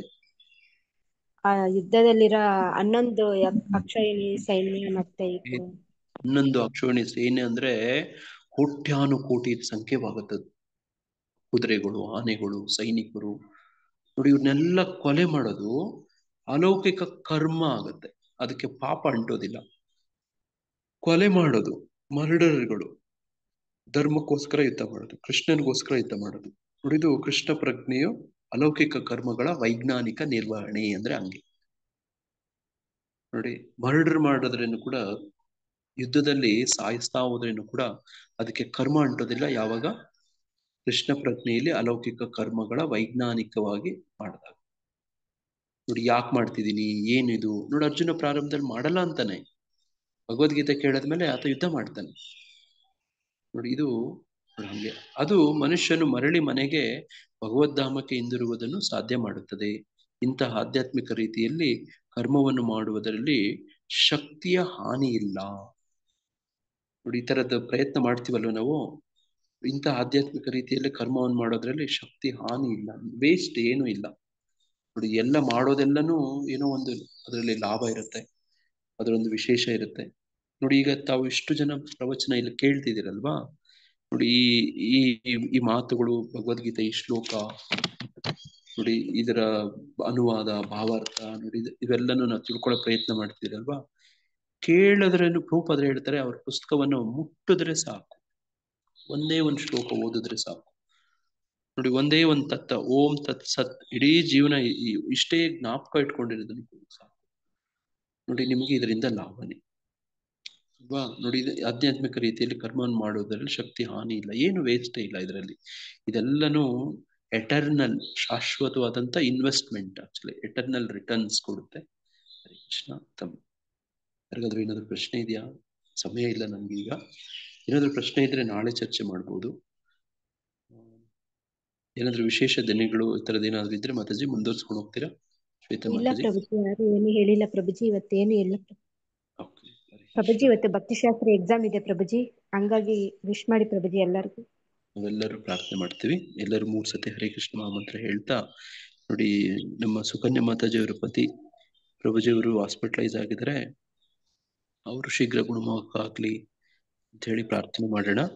ಹಾಗೇನೆ ಯಾರು ಪರೀಕ್ಷೆ ಬರೀತಿದ್ರೆ ತಮ್ಮೆಲ್ಲರಿಗೂ ಒಳ್ಳೇದಾಗ್ಲಿ ಹೇಳಿ, ಮತ್ತೆ ಯಾರಿಗೆಲ್ಲ ಅನಾರೋಗ್ಯ ಇದೆಯೋ ನೋಡಿ, ಜೀವನದಲ್ಲಿ ಬೇರೆ ಬೇರೆ ಸಮಸ್ಯೆಗಳಿದೆಯೋ ಎಲ್ಲವೂ ಪರಿಹಾರ ಆಗ್ಲಿ ಅಂತ ಹೇಳಿ ತಾವು ತಮ್ಮ ಕುಟುಂಬಸ್ಥರು ಎಲ್ಲರಿಗೂ ಕೂಡ ಭಗವಂತನ ವಿಶೇಷ ಶ್ರೀ ರಕ್ಷೆ ಇರ್ಲಿ ಅಂತ ಪ್ರಾರ್ಥನೆ ಮಾಡ್ತಾ ನೋಡಿ, ನಾವೆಲ್ಲರೂ 3 ಸತಿ ಹರೇ ಕೃಷ್ಣ ಮಹಾಮಂತ್ರ ಹೇಳೋಣ. ಹರೇ ಕೃಷ್ಣ ಹರೇ ಕೃಷ್ಣ ಹರೇ ಕೃಷ್ಣ ಹರೇ ರಾಮ ಹರೇ ರಾಮ ರಾಮ ರಾಮ ಹರೇ ಹರೇ ಹರೇ ಕೃಷ್ಣ ಹರೇ ರಾಮ ಹರೇ ರಾಮ ರಾಮ ಹರೇ ರಾಮ ರಾಮ ರಾಮ ಹರೇ ಕೃಷ್ಣ ಹರೇ ರಾಮ ರಾಮ ಹರೇ ಹರೇ ರಾಮ ಹರೇ ರಾಮ ರಾಮ ರಾಮ ಹರೇ ಹರೇ ಕೃಷ್ಣ ಪ್ರಭುಜಿ ದಂಡವತ್ ಪ್ರಣಾಮ. ಹರೇ ಕೃಷ್ಣ ಪ್ರಭು ದಂಡಾಲ್ ಪ್ರಣಾಮ್. ದಿನದ ಗೀತಾರ್ಥ ಸ್ವಾರಸ್ಯ ಕಾರ್ಯಕ್ರಮದಲ್ಲಿ ಭಾಗವಹಿಸಲು ತುಂಬಾ ಧನ್ಯವಾದಗಳು. ಈ ದಿನ ತಮ್ಮೆಲ್ಲರೂ ಕೃಷ್ಣ ಪ್ರಜ್ಞಾಪೂರ್ವಕವಾಗಿ ಅತ್ಯಂತ ಶುಭವಾಗಿ ಸುರಕ್ಷಿತವಾಗಿ ತಮಗೆ ತಮ್ಮ ಕುಟುಂಬಸ್ಥರಿಗಿರ್ಲಿ ಅಂತ ಹೇಳಿ ಪ್ರಾರ್ಥಿಸ್ತಾ ಹಾರೈಸ್ತೇವೆ. ಹರೇ ಕೃಷ್ಣ ಪ್ರಭು ದಂಡಾಲ್ ಪ್ರಣಾಮ್. ಹರೇ ಕೃಷ್ಣ ಪ್ರಭುಜಿ ಅನಂತ ಕೋಟಿ ಕೃಷ್ಣ ವೈಷ್ಣವ ಪ್ರಭುಜಿ ದಂಡೋತ್ ಹರೇ ಪ್ರಣಾಮ್. ಕೃಷ್ಣ ಹರೇ ಕೃಷ್ಣ ದಂಡವತ್ ಪ್ರಣಾಮ. ಮಹಾರಾಜ್ ಕಿ ಜೈ. ಹರೇ ಕೃಷ್ಣ ಹರೇ ಕೃಷ್ಣ ಕೃಷ್ಣ ಹರೇ ಕೃಷ್ಣ ಕೃಷ್ಣ ಪ್ರಭುಜಿ ದಂಡವತ್ ಪ್ರಣಾಮ. ರಾಮ ರಾಮ ಹರೇ ಹರೇ. ಹರೇ ಕೃಷ್ಣ. ಎಲ್ಲರಿಗೂ ದಂಡವತ್ ಪ್ರಣಾಮಗಳು ಮಾತಾಜಿ. ಪ್ರಭುಜಿ. ಹರೇ ಕೃಷ್ಣ